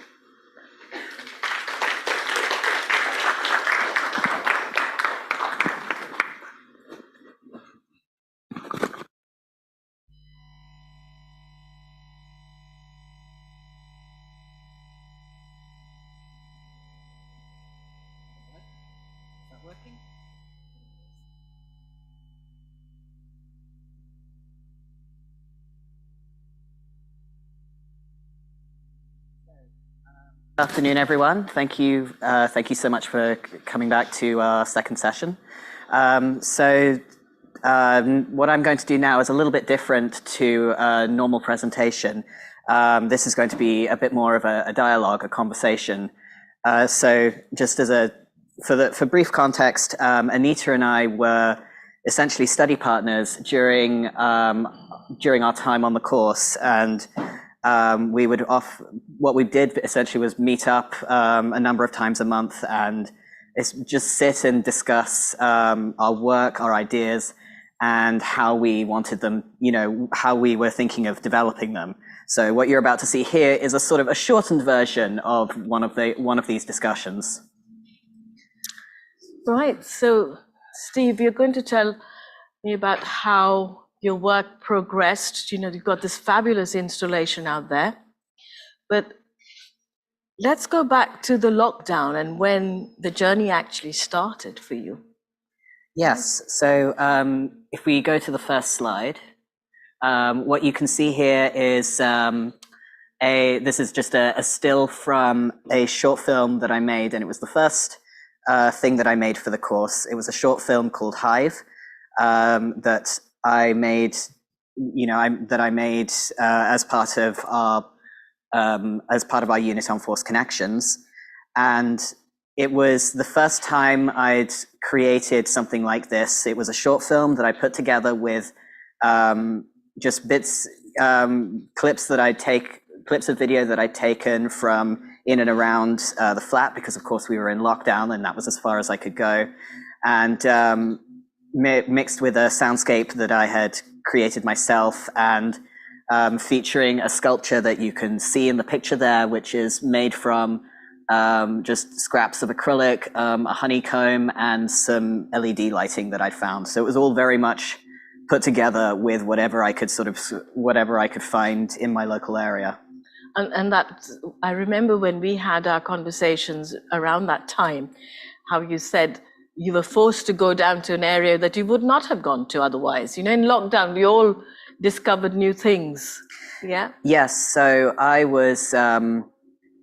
I ended up sort of branching out into experimenting a lot more with digital media, which was a first for me. I would not normally consider myself any kind of digital artist or filmmaker or sound designer. I'm very much I'm an illustrator, I'm a sculptor.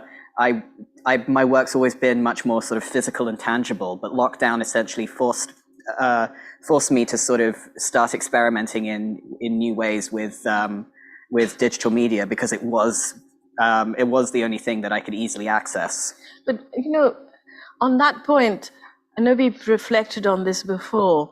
Was there anything in particular that you thought you had an aversion to digital media? Because if I make an ageist comment now, I thought only young people do digital stuff. And what surprised me that you said you weren't so much interested. It was only that it happened during lockdown. So do you think there was another reason why? I think it was just there's something about the physicality of something like sculpture or painting or drawing. Like for me, I really preferred that very physical kind of tangible presence that physical work has. And for me, digital anything just sort of didn't have that for me, and so I kind of just ignored it. But I'm glad, in a way, I'm glad that being on the course and lockdown sort of forced that change in my methodology, because now I'm finding there are very interesting ways to actually integrate more digital techniques into my work. In fact, in the installation out here, we have got sound, light. It's multimedia, isn't it? Basically, yes. Yeah, and your beautiful origami. Yes, that's there too. Yeah. A lot of it. And just going from lockdown to the installation, there's a bit in the middle, wasn't there? The research paper. Yes. So if we go to the next slide, so this was the second piece of work, and I'd say the sort of second step towards the development of my final piece, which was called Pain Chronicles, and it was it was what I produced for my sites of practice work during the sort of early 2021. So we were at the height of lockdown at the time. which I'm sure everyone remembers was a very hard time, and it was particularly hard for me because I live with a learning disability. I live with chronic illness, and I had an extremely bad flare-up of chronic pain, probably triggered by just the stress of lockdown and trying to cope with everything, and also being cut off from my normal support system because all the sort of usual lines of support that I would go to in ordinary times got cut off. So it was just me trying to sort of find ways to keep myself sane. And I started just painting on my hands, and as you can see there, and painting on my legs. There's a picture of me in bed. I got very familiar with that bed. There was a lot of time spent there. And painting on, and painting, it eventually progressed to sort of painting on my face.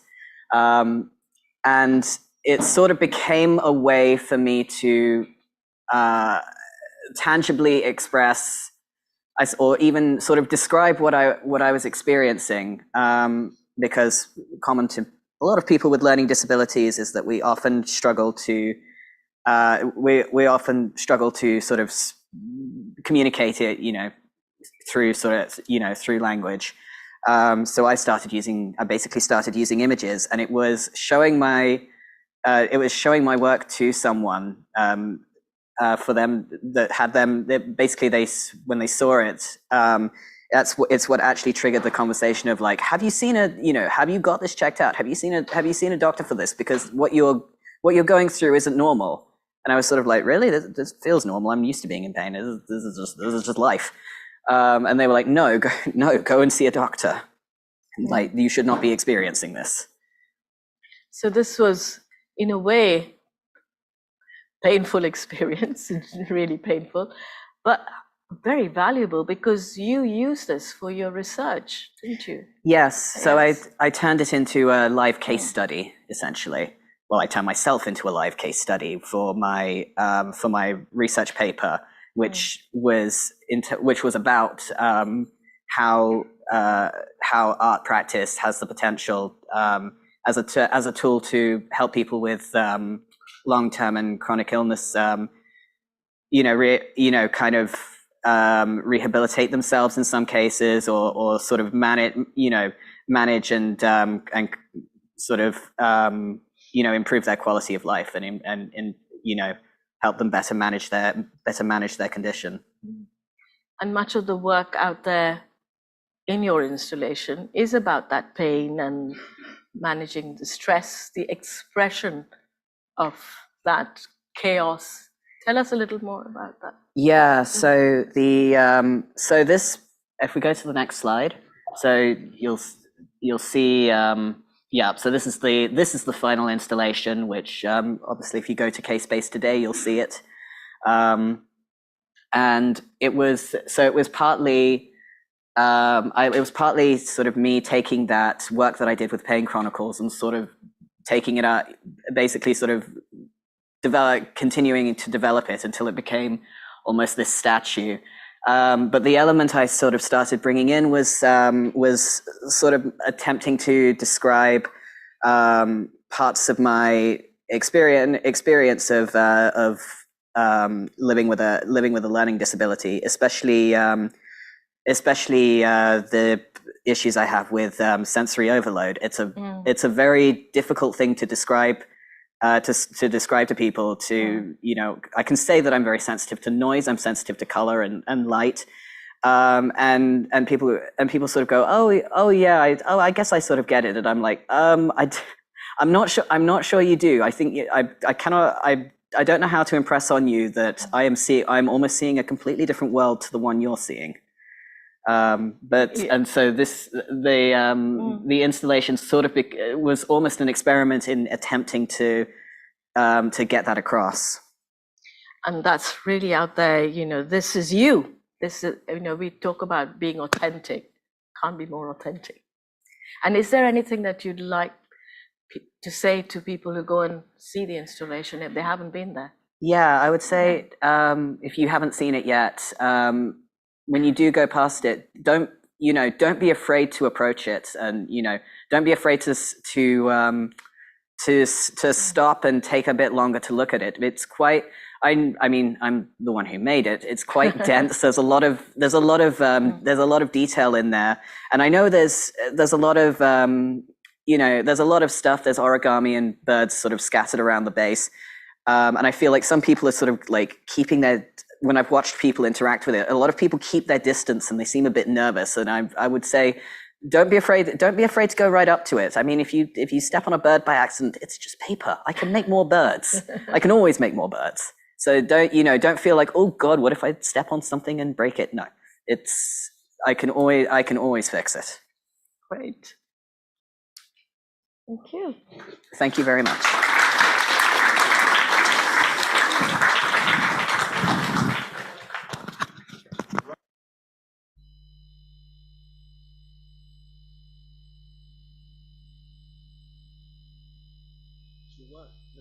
If we'd fully grasped if you hadn't taken us through it in that way, and it was really insightful. Thank you very much. So next up, and he's been flitting around taking photographs of everybody else, but now his turn, is Young-Kuk Choi, and he is an artist from London and Seoul.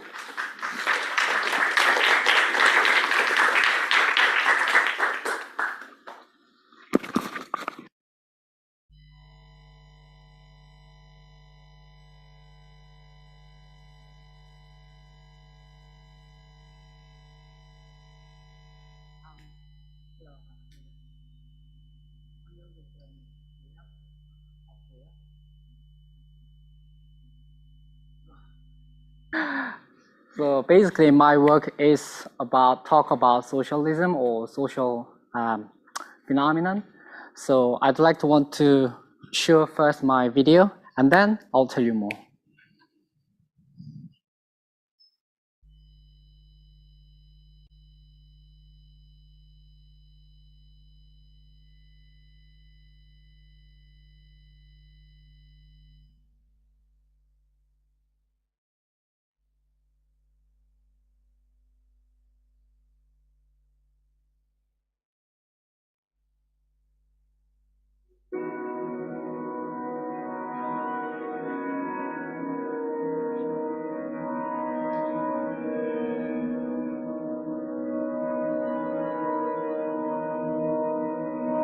The work proposes a reproduction of our world by reflecting as it is.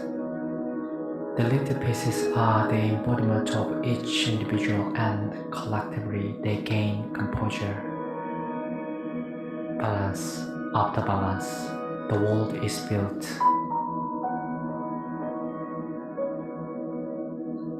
If you take one individual from the world will become imbalanced and collapse shortly after. But it's not to argue about the moral right or wrong.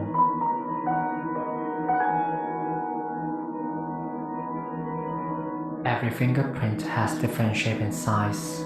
Each has its given placement. To create stability, there is an inevitable occurrence of a hierarchy. The work depicts a multitude of ironies as well as the state of balance, which raise awareness of how all the elements are intertwined with one another to form a strand of links. Like our world.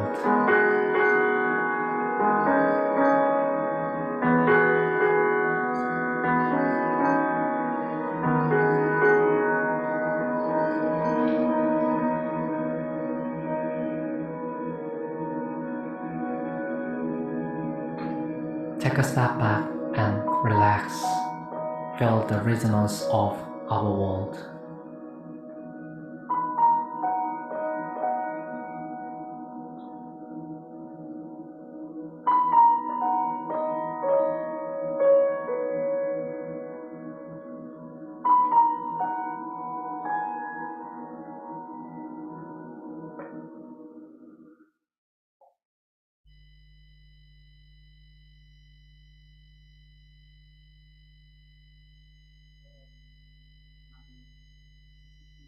At the main corridor, this work, and this is one of my one of my previous version. So yeah, so I want to share how I feeling to make this. So while I make this, I feel like I'm a god. I create a like world. So I just combine or connect it to different people and make a balance in the end. But I feel like and then while I'm making this, I realize I can't avoid social hierarchy structure. At the beginning, my first sketch is something more equal structure, but I can't avoid. It's inevitably occurs this structure. So it seems like when you take one of these pieces, it's gonna be imbalanced, or want to take all a group, it's gonna be collapsed in the end. It's talk about equality or something like this, but you know, equality and human rights is quite boring. You know, everyone, everyone know it's really good. Everyone know, but what I want to say,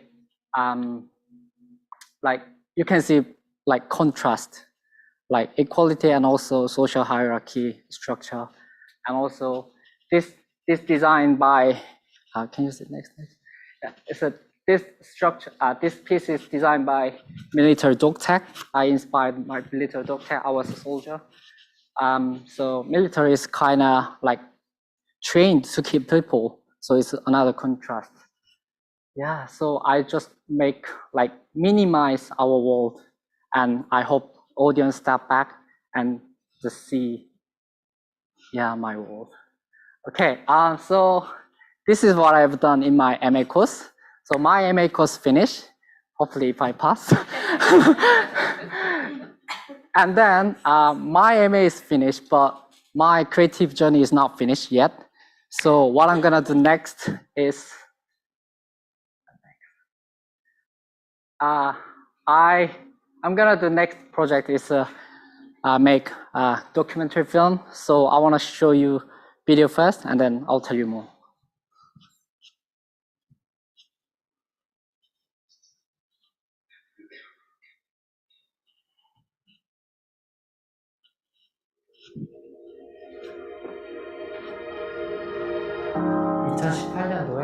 제가 런던에 처음 왔었을 때 이제 온 지 며칠 안 됐을 때였어요. 저는 제 한국인 친구들하고 같이 테스코 슈퍼마켓에 갔거든요. 각자 점심거리를 좀 산 다음에 나와서 이제 기다리고 있는 거죠.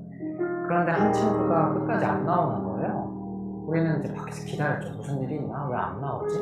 그런데 한참 후에 거의 이렇게 울면서 터벅터벅 걸어 나오는 거예요. 그 친구가. 왜 그래? 무슨 일 있었어? 영국의 동전의 모양이나 이런 것들이 다 낯설 거 아니에요. 그래서 그거를 내는데 조금 어려웠나 봐요. 그러니까 그 판매되어 있던 점원이 이랬나 봐요. 근데 그 친구가 그 말이 어떤 뜻인지 알고 있었는데 자기가 거기에서 제대로 항변을 못하고 그냥 나온 거죠. 그 친구가 이렇게 막 기분이 안 좋은 상태에서 저희한테 그런 얘기를 했는데, 우리 일행들이 전부 다 우두커니 서서 이렇게 서로를 마주보기밖에 못했던 것 같아요. 그때 우리는 그 누구도 영어를 잘 하지 못했어요. 간단한 영어밖에 못했기 때문에 모두가 멈춰서서 그냥 그걸 지켜본 거죠. 며칠 지났는데 이 사건이 제 머릿속에서 좀 떠나지 않았던 것 같아요. 이날 그 사건이 저한테 그런 의문을 가져다 준 거죠. 왜 나는 영어 앞에서 이렇게 스스로 작아지는가? 그리고 그 질문이 이 다큐멘터리를 만드는데 출발이 돼요.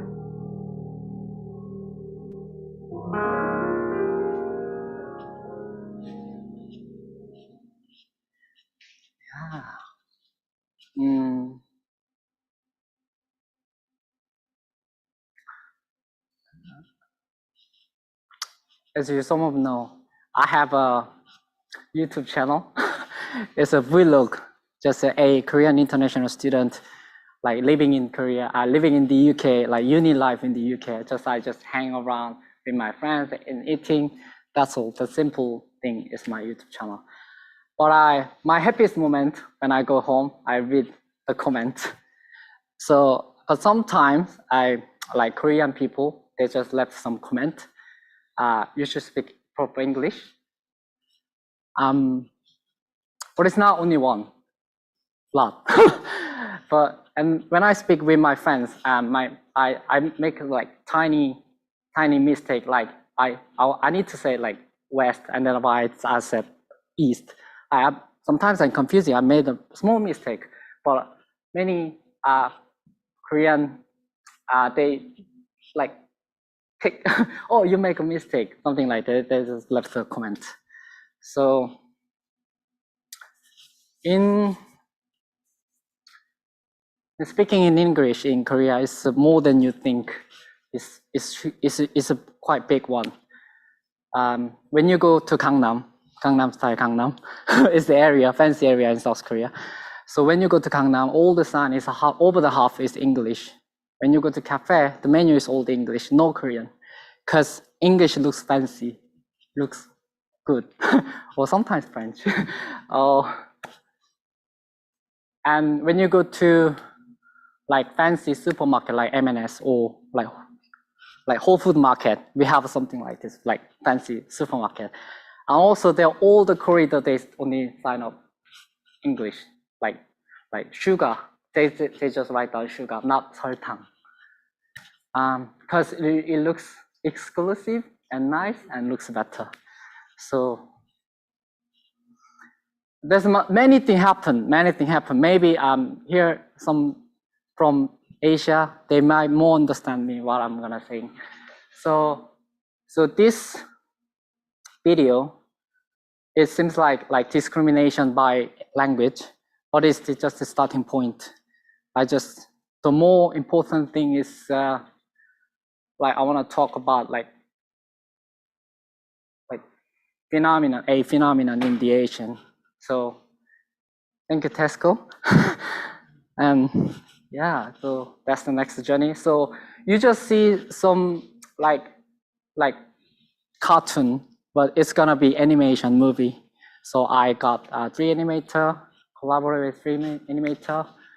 Yeah, that's the plan. So I'm planning to make this one 2 years, next 2 years. And maybe I'll apply to Documentary Film Festival at some point when I finish.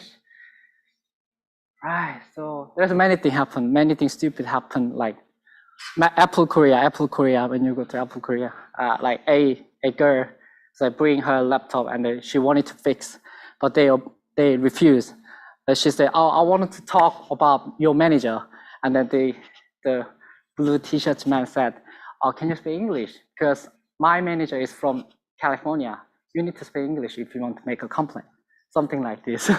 It's gonna happen. I read a lot of like social news. So yeah, I wanna talk about this. It's something weird, right? So yeah, so that is my next project, and please looking forward to my next one. And thank you, everyone.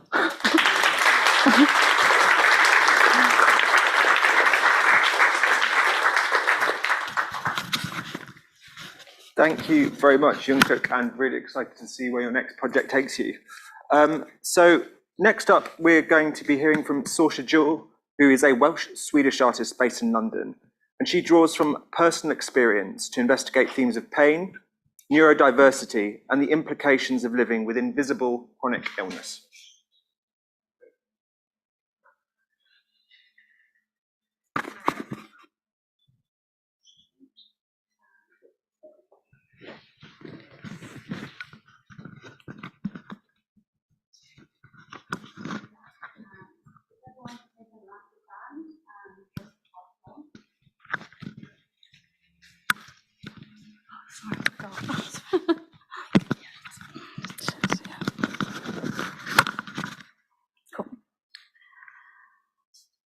Okay, so while the elastic bands are being passed around, yes, I am Saoirse. I'm a disabled artist, and for a few years now, I have been working on basically how to try and describe the kind of implications and the difficulty of having chronic pain, chronic illness, all that kind of stuff. Yeah, the other one thing I want to mention to preface this is that part of my condition is that I have exaggerated adrenaline responses, so my voice might sound a bit stuttery at points. I might look like I'm shaking like a leaf and I'm about to keel over with terror, but I'm not that scared. It's just, I mean, I'm a bit, but not not as much as my body may tell everybody that I am. So yeah, with the yeah, I'm here to sort of basically talk about how materials and art can be used in a way to educate and demonstrate the mechanics of invisible illness. And particularly, yeah, I'm a wheelchair user, but I'm a part-time wheelchair user. And if I'm not using that, or I'm not using any other sort of mobility aid, I'm basically normal. I look completely normal. I physically can, yeah, people have no idea. And so it's very difficult to actually get people to believe me or to actually understand the difficulty of having a very, very sort of multi-systemic condition. So next slide, please. Right, I meant to pass out the elastic bands beforehand, but forgot. Has everybody got an elastic band yet? So we're almost there. Cool. Okay, so in a second, I'd like to, if you are comfortable with doing this, I'd like you to snap the elastic band and hold it quite firmly when you snap it so that it doesn't recoil. Cool. So basically, the idea of the elastic bands is my condition is called Ehlers-Danlos syndrome, and or EDS for short, and it's a collagen disorder which is very basically it's completely multi-systemic, so it pretty much affects every system in my body. And one of the really big difficulties about it is that everyone can have completely different symptoms, and so this condition has been very badly neglected for many years. Many people not getting diagnosed until they're well into their sort of 40s and 50s. I've had one person who wasn't diagnosed until they were in their 70s. So the things that I've been working on is basically how can I, rather than just communicating what it feels like to have this condition, this MA, I've been trying to make a tool or make a set of tools that show the actual mechanics behind EDS. And one of the big things is that EDS is it affects the collagen, and so the collagen is what doctors like to describe as like an old elastic band, and the elastic bands will become brittle, and you can kind of see them fraying and that sort of thing. Another one they use is chewing gum or over-chewed chewing gum, but I thought that'd be a bit gross to hand around. So yeah, one of the things that I really like about the elastic band things, as a material, it very simply demonstrates quite a complex thing to explain. So when you've got a condition that is so sort of, my body is very, very fragile technically, and so I'm always waiting for the next injury, I'm always waiting for the next reaction, I'm always waiting for something to go wrong.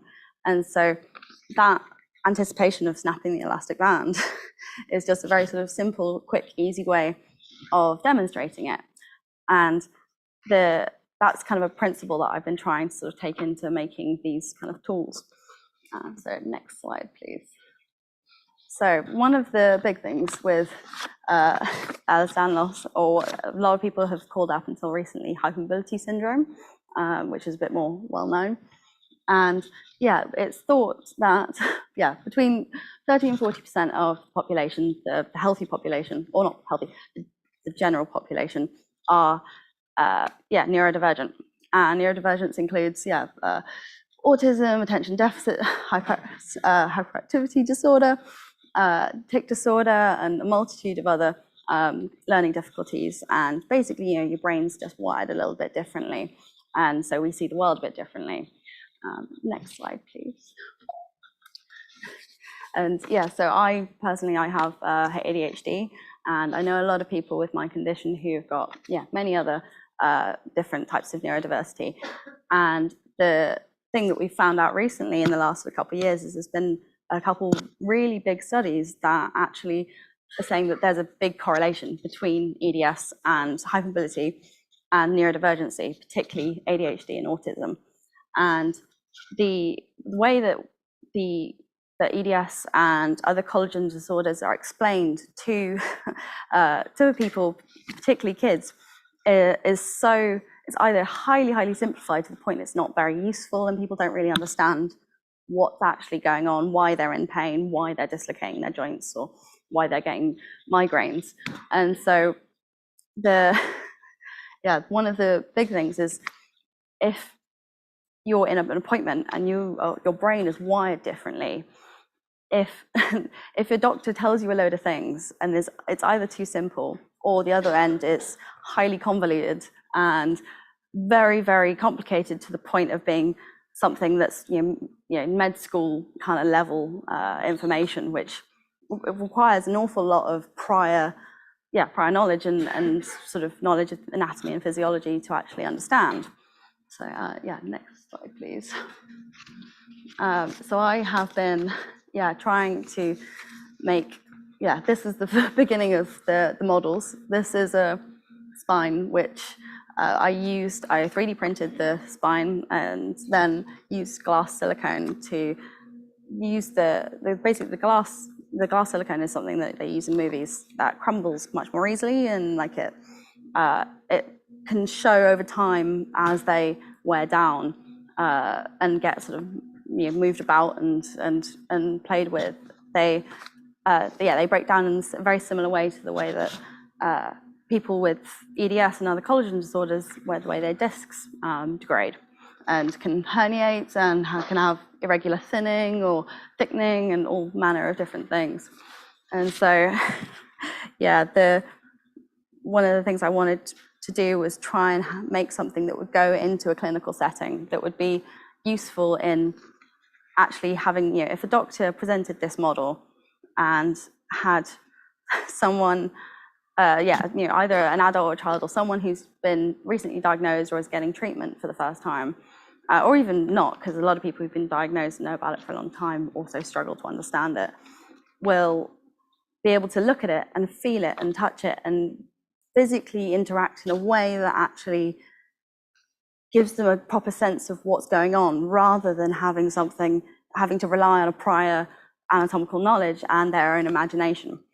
And with one of the things with neurodiversity particularly is generally we're kinesthetic learners. So we learn by doing, we learn by touching and feeling and going through the motions. And that there's a lot of research to also say that kinesthetic learning and sort of learning by doing is an awful lot more sort of brain available and accessible to the general population anyway.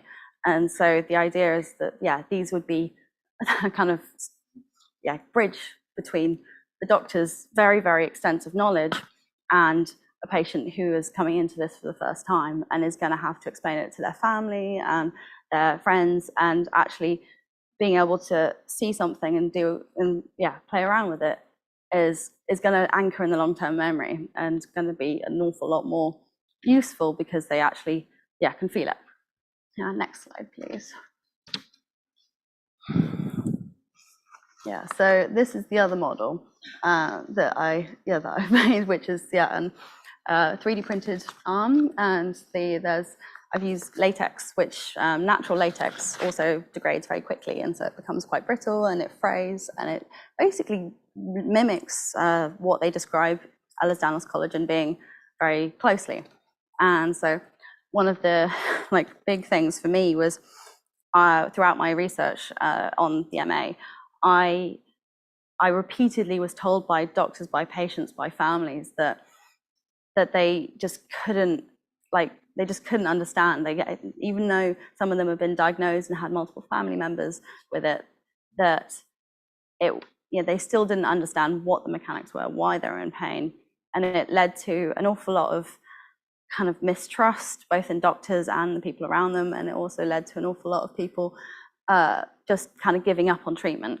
And so the idea with this arm, which is as time over the course of the show, they'll get moved and manipulated to the point of being sort of starting to fray off of the skeletal structure, and to the point where, hopefully by the end of the show, it'll look a bit dodgy because there'll be bits hanging off it, and there'll be sort of it definitely won't look intact. But the idea is that if these models were to be used in a clinical setting, they would have which is something I'm still working out, they'd have options to sort of reattach certain sections of the sort of connective tissues, which collagen is the primary sort of building block for. And that way, they can repeatedly show the breakages without sort of having to have one permanent model that's not going to kind of, it's not going to really demonstrate those things because it needs to break in order to show these things. And the hope is that I can sort of try and carry this on to the point of actually being something that I can produce on a larger scale, but that's quite a long way in the future.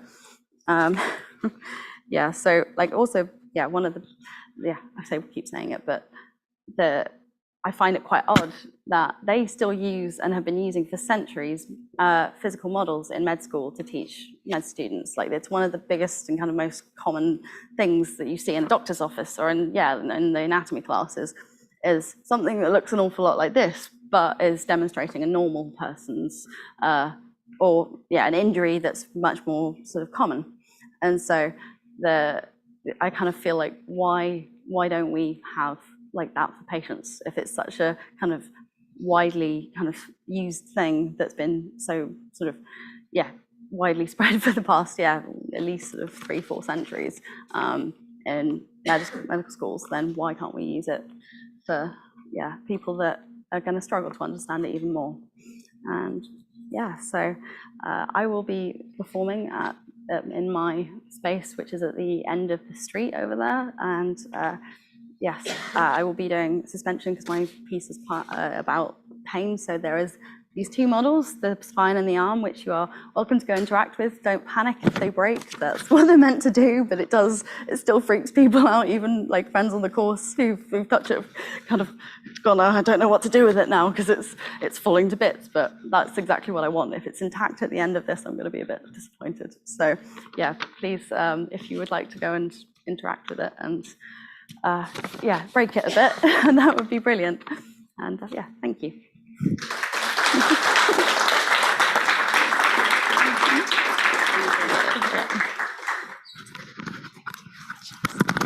Thanks so much, Saoirse. That's a really fascinating project and really brilliant to see such rich creative work applying to something that feels so tangible and with such potential for social impact. Thank you so much for sharing your work. Right, the next talk is actually going to introduce 3 people. I'm going to introduce James, Kelly, and Shivani. And Kelly is an artist fascinated with concepts of consciousness and the time within things. Her work asks us to use our senses and our bodies to communicate with the hidden dimensions of materials. It's a process that meets the infinite with the intimate. Shivani Martha lives and works in London, and if there was one word to describe her work, it would be non-linear. And James Downs is a trainee psychologist and associate lecturer who uses lived experience of mental health in roles across policy in mental health, research and practice. And as a musician, writer and yoga teacher, he believes creativity should be at the heart of creating new knowledge across disciplines.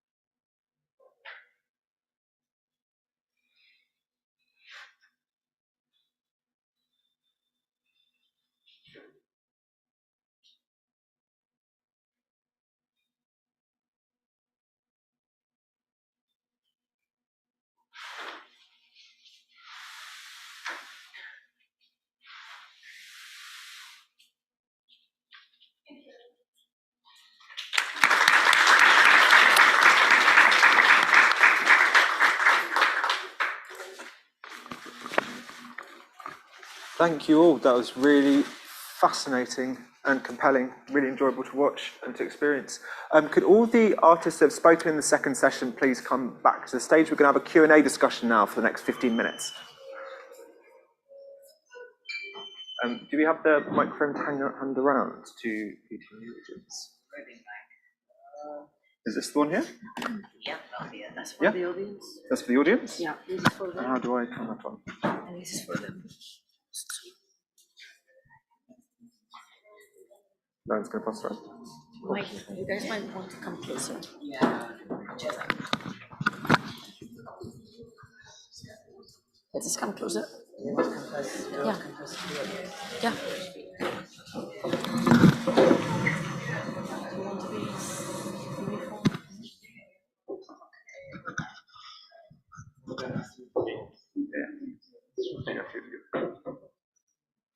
Great. Steve, you want to sit here? And then you guys.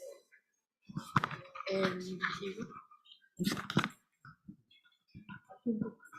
All right, so really compelling sequence of works, very different perspectives, some overlaps, some radically divergent pieces of work, all within this realm of embodiment.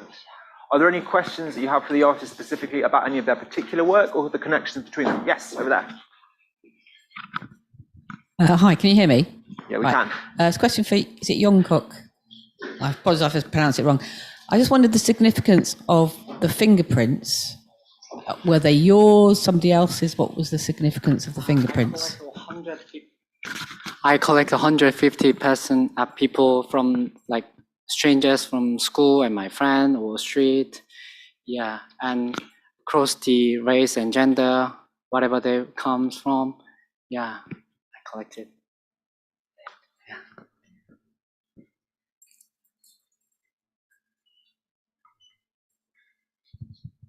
Also for Yanchuk, have you thought about the work that you've done in balance, and you're thinking about language and imbalance relative to that instead of fingerprints? Maybe different character sets, different words, different vocabularies, different languages.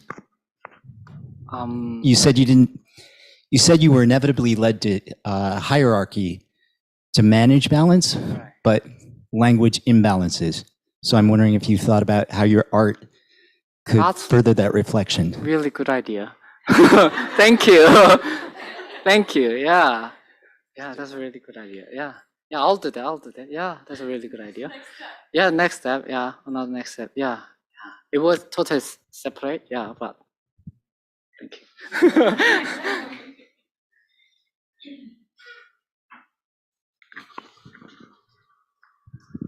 Hi, also for Jungkook.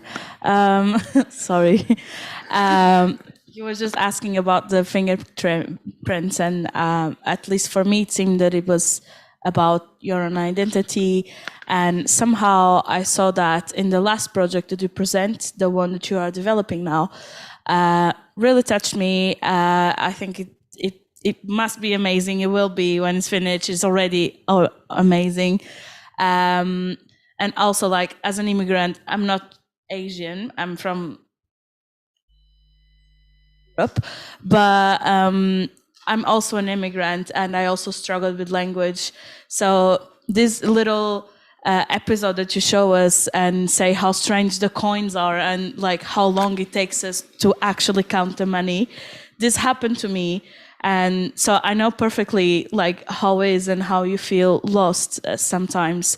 And I heard somewhere how language or your capacity of communicating can change your personality, your sense of humor.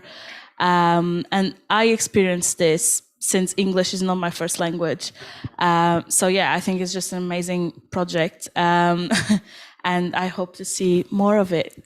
Thank you. Yeah, I'm planning to basically do whole documentary like with this lot of international people's interview, and then I'm gonna, while they're speaking their episode, I wanna put a like nice animation. Yeah, so maybe I'm planning to interview European and I don't know, middle from. Yeah, no. And I'm gonna interview a native English speaker as well. I'm gonna plan native English speaker as well. Yeah, that's.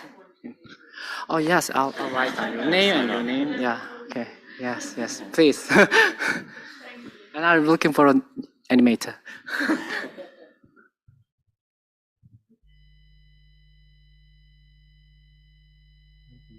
Very much. Very, very interesting presentations. What degree is social impact important for you in what you do, and how might you measure that?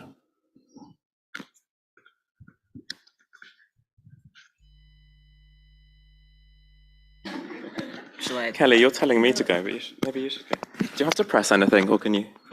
It's all right. Okay, cool.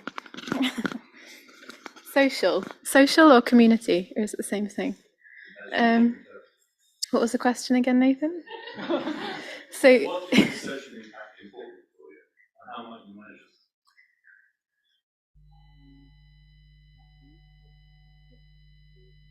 research and practice. I think without without having an impact socially, it would be not worth anything that I do. So people are always the kind of center of my practice and the inspiration levels, research levels, and kind of part of the showing as well. So I often do performance in in spaces with communities, or even usually I have people come and interact as well, as a way to just break this barrier between the artist and the people seeing. So I think it's a way for education. In terms of measuring it,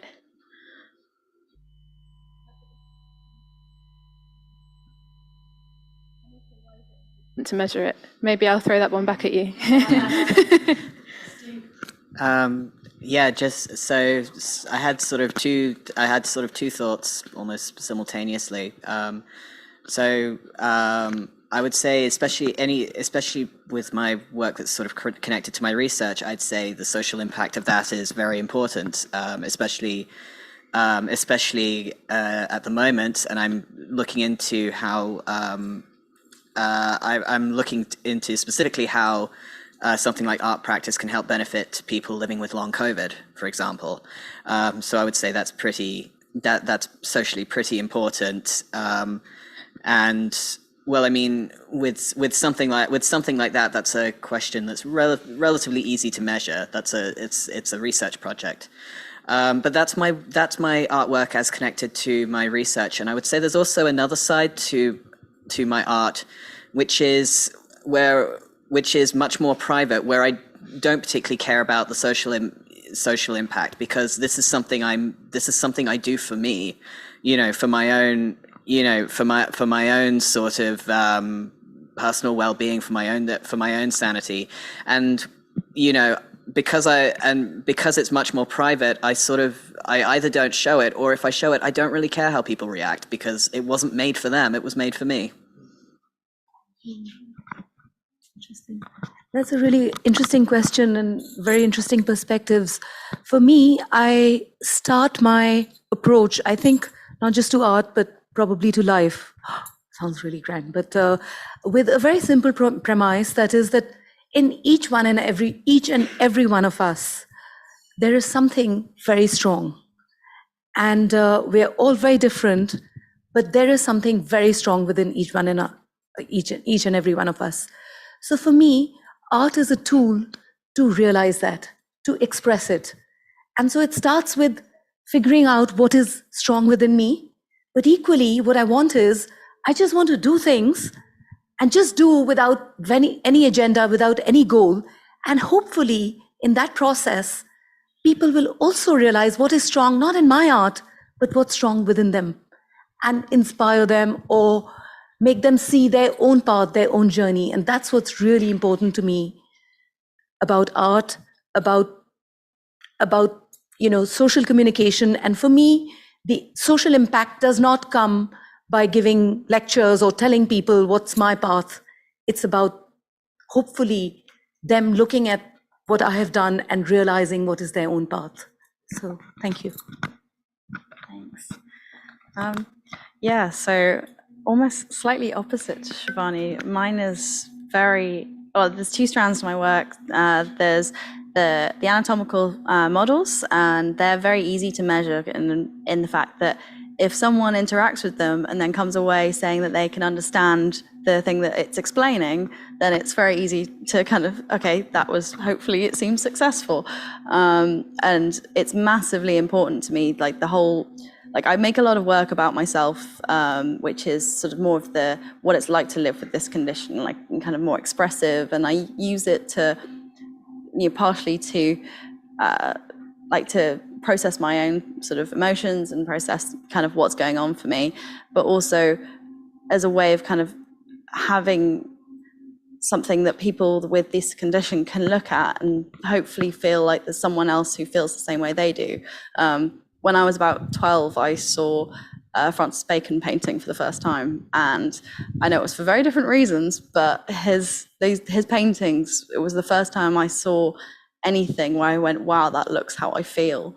And if people ever say that about my work, that's kind of the pinnacle for me, is to feel like somebody is feels less isolated with this. So yeah.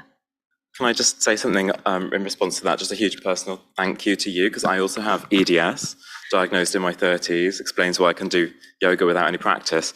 But I really have never seen anything or even been told anything about, my condition, never seen somebody like me who can articulate a similar, experience. Not everybody's experience is the same, but I think that was really personally powerful for me. So I'm really grateful to you for that. And why not share that kind of modeling with patients? Knowledge isn't just situated in this sort of hierarchy, in the medical school, in the academy. It's something that, we can all interact with, but we might just need different media. And Totally. also we all contribute towards it. So in terms of your question, I come at this from a trainee psychologist point of view, and mental health services, policy design. How do we measure stuff there? Well, it's in numbers and how many weeks it takes for people to get into this box on a form. And we know when we talk to patients that actually that doesn't reflect their experience. But so I do a lot of work with patients and being like, actually, this lovely plan that we've made, does it work for you? But that research in itself is sometimes limited, and that's why I'm keen on breaking down the barriers, like Kelly said, and we've collaborated on things before where we've got other people to come and start making their own marks on the paper. Because I think the arts could really do a lot for psychology, because it's good to do a qualitative piece of research, but you're expecting the patient to come into a room, talk to you about things, respond to your interview questions on your schedule, using language to talk about things that are very difficult to even put into words. And is that really capturing it? So how could we encourage more diversity in the ways of creating knowledge? There are so many different ways of knowing. And the last thing I'd say about psychology, because it's an aspirational kind of thing to do, a doctorate in psychology, but I'm definitely doing it from the change it from the within motivation, because we overlook the body and the information and the wisdom that it holds and what it wants to communicate, but perhaps can't. We overlook that at our peril, and I think that's the worst, some of the worst of psychology. And so that's a bit of my campaign, to get more of the arts involved, these different ways of communicating and making the unseen seen, this kind of stuff. I think it's so important what you're doing, so it's nice for me to be here. Thank you. It's a nice day out. Yeah, this is totally by chance that we both have the same condition. And you would never know. Yeah. Besides the wheelchair, you'd never know. Exactly. At Yeah. all. And and what you say, like in terms of materials and arts, like I think that obviously it's starting to be recognized now, but there's been such a massive gap between, like people ever thinking that materials and the arts could even be in the same space as anything to do with medicine or anything to do with kind of this very sort of solid quantitative type. I don't know. Lost my words. It's the ADHD, but you know what I mean, right? Like it's that sort of having the spaces that are very science, and often, the arts haven't been allowed in. Yeah, but even language and like talking therapies, do you always have to put it into words? Like with my clients, I'm like, okay, we're really struggling with these words, but could you show me what that's like as a feeling? Or I'm noticing that like when you talk about this thing, you're like this. It's like the body is saying kind of everything that I need to know. And they're like, yeah, I can actually. And what's wrong with that? Or under tension. So I'll stop now, but yeah. Thank you.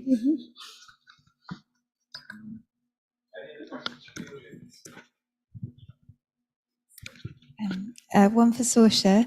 How do you feel like your research and your practice has affected your relationship with your quote-unquote caregivers and the medical professionals that you interact with?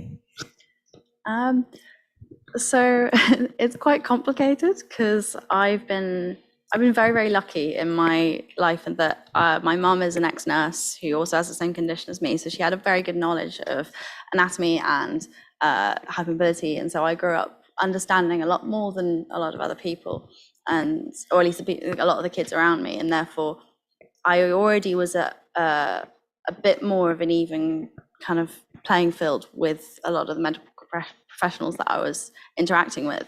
But one of the big things for me, particularly after doing this research paper and after doing a lot of the kind of the model making and really kind of interrogating how I can actually get materials that are going to mimic it, is that they've started to listen to me in a way that's a bit more like, oh, she actually really does know what she's talking about, rather than, oh yeah, she thinks she knows, kind of. So there's a bit more, I don't know, I wouldn't necessarily call it respect, but there's a little bit more kind of recognition, and therefore they listen and they actually kind of, I'm currently undergoing a lot of medical tests for new things because they finally listened to me, because I am better able to articulate it, and I also, because I say that I'm an art student, I'm doing art and science, and that kind of, the masters and the research gives me a little bit of clout that kind of gets people to listen to me, which it really is such an awful way to kind of realize that actually, yeah, you know, like it bars.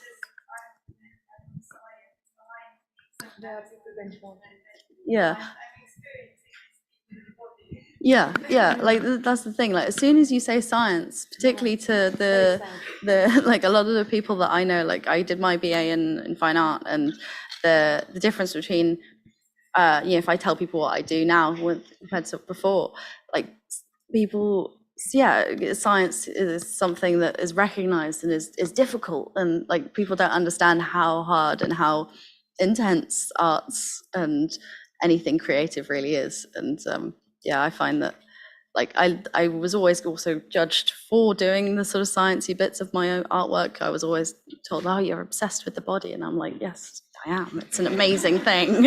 Like it's an incredible thing. Like despite all of these issues, I still function. I can still do the things I want to do. Not always, but most of the time. So yeah.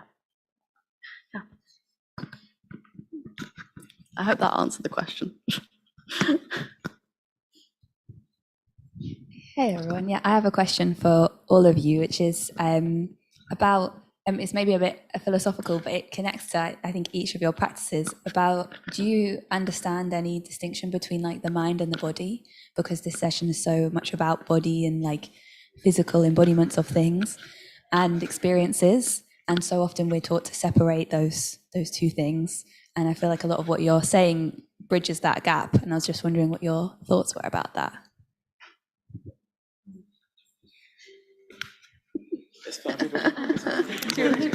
I can start.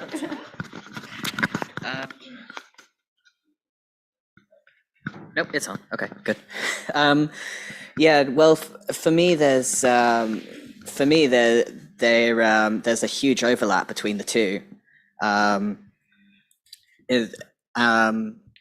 especially with any kind of you know, complex or long-term illness. Inevitably you find you find there's a big sort of crossover of you know, mental and physical symptoms, and my experience, which I've often found frustrating, is that most services that I've interacted with do tend to try and treat one whilst excluding the other. I think I think in medicine now, there's more. The idea is catching on more and more that there is a definite overlap between sort of mental and physical health, and you can't treat one without the other. But for a long time, and still it's quite prevalent that the two are kept very separate. And with sort of complex, with more complex health conditions, I think a lot of people find that attitude really quite frustrating. Can I just add to that as well? Like, so I guess it's my take on it, but the biggest separation between the mind and body is just that we've been taught, or is it just a perception or a misconception that we've been taught in schools? You know, our mind and body are the same thing.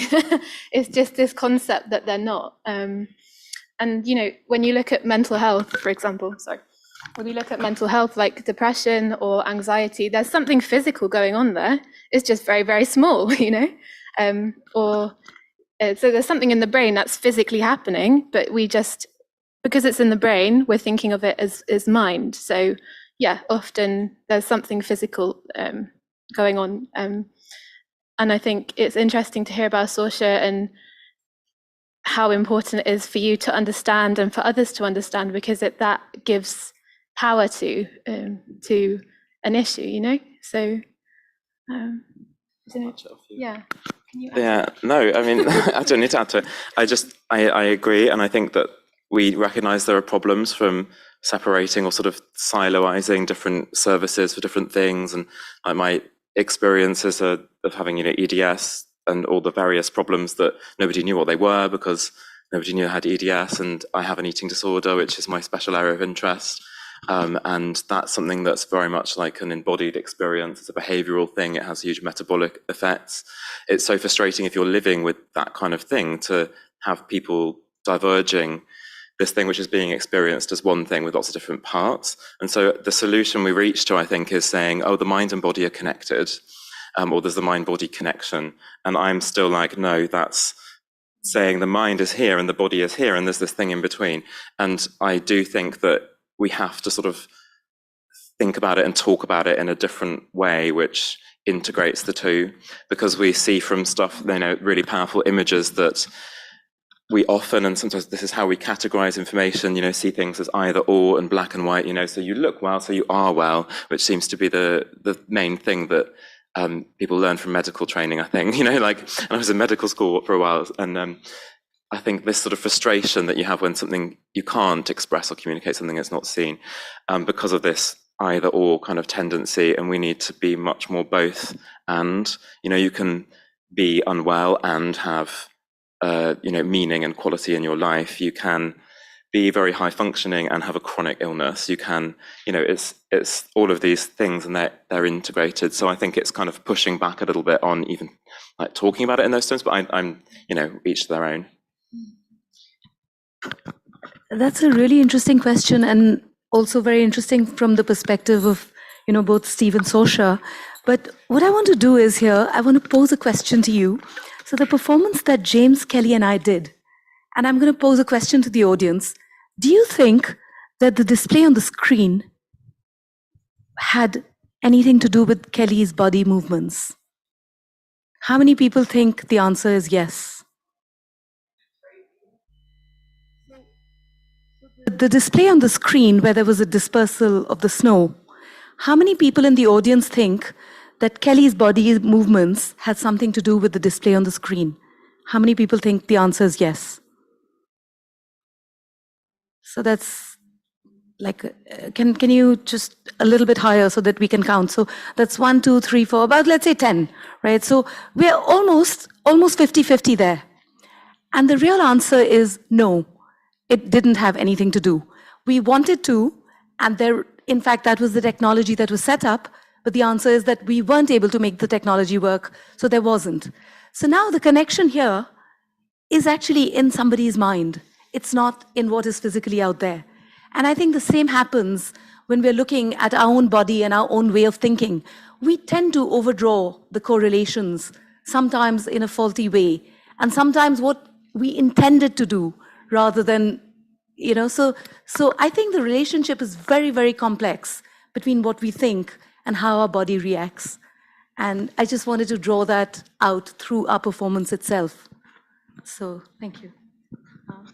Yeah, I just wanted to quickly add to James's point of just particularly with EDS and ADHD. I recently got diagnosed about a few months ago, and the revelation of kind of the collagen basically can affect the brain as well, and they're thinking that that's why many people have neurodivergence type conditions and hypermobility. And that connection is something that I've always kind of known about, or not even connection, that I've always known that there is a massive kind of, your brain has an effect on your body and your body has an effect on your brain. And that's always the way I've seen it, is that they are just, it's your body, it's all one thing. But when I found out about the ADHD stuff, it was suddenly it became far more clear about it's physically connected. It's not just a kind of chemical connection, if that makes sense for me. So yeah, I just wanted to add that. Thank you all for some really brilliant responses to all those questions. I think it's now time for Heather to wrap up.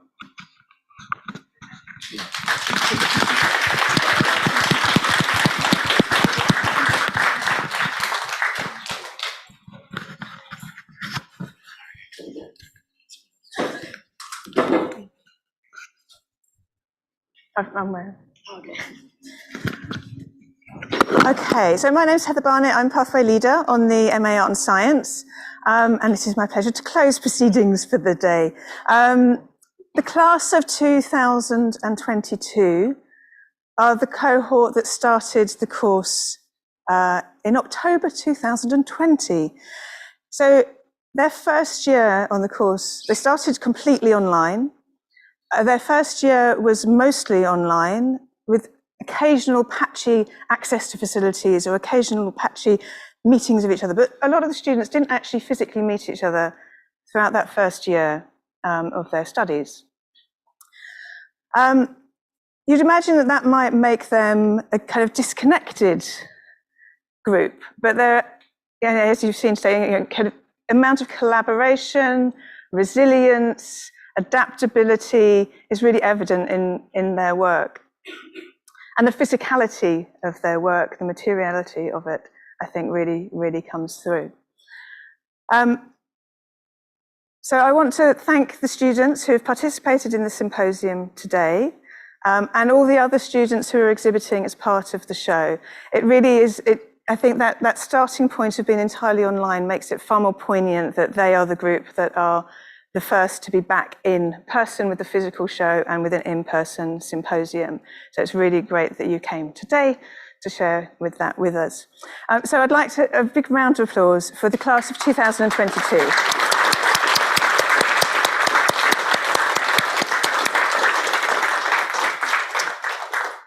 The class of 2022 is also the 10th cohort to graduate on the MA Art and Science programme at Central St Martin's. And I would like to take a moment to pay tribute to the person that started the course, the founder and course leader for that time, Nathan Cohen.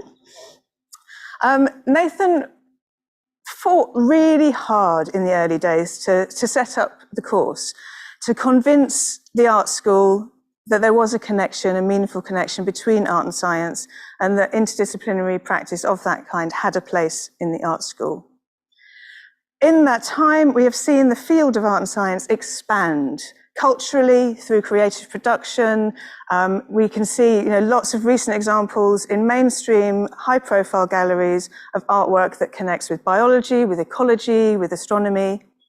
It's also reflected in education. The number of art and science or kind of similar interdisciplinary courses that have mushroomed and are cropping up in different institutions, and also in research. Research funders are increasingly recognize the value of transdisciplinary working, the bringing of different minds, different knowledges, different methods together to solve our complex problems of our modern world. So on the course in that time, we've had, as Nathan said, over 200 graduating students who are all doing amazing, wonderful things and continue to kind of spread that interdisciplinary mode of working. We've collaborated with lots of external organizations and field trips, etc. And none of that could have happened without him. And the reason I'm taking a special tribute to Nathan today is because this will be his last cohort. So the class of 2022 is Nathan's swan song for his retirement. So Nathan will be retiring this summer. And I wanted to acknowledge his creation of the conditions for all the wonderful work that you've seen today. And Sabrina, if Nathan, could you come up for a moment, please?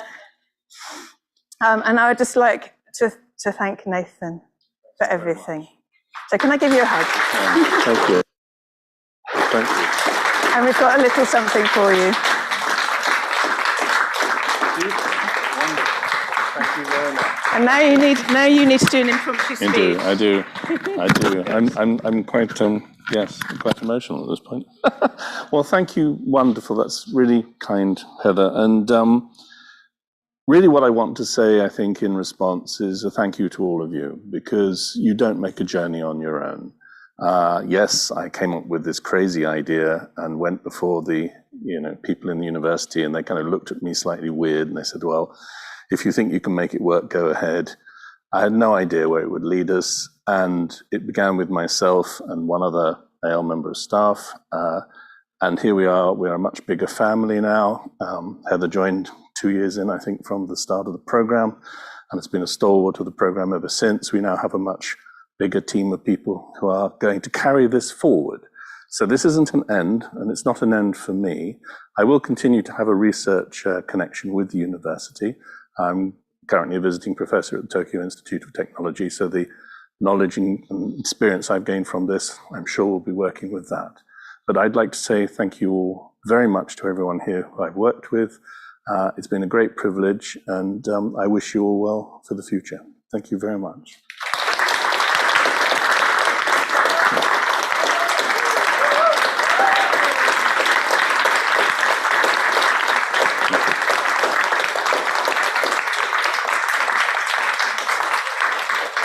Lovely, beautiful. Thank you. Yeah, we didn't want to say anything before the. That's very sweet. Yeah, thank you. Okay, so with that little shocker, we can go to the exhibition. Continues until I think it's 8 o'clock tonight. It's open till. There is the Platform Theatre Bar as well, which I'm sure we will be migrating to. I would like to thank also Sabrina Hassan and Julius Colwyn, two of our associate lecturers, for hosting and chairing this afternoon. So a round of applause for them.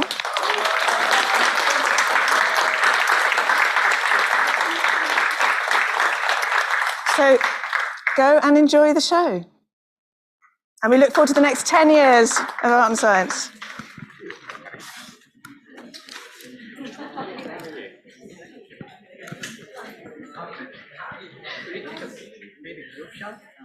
Art and science? Yeah. If you can, Nathan, Jungkirk wants to do a little photo.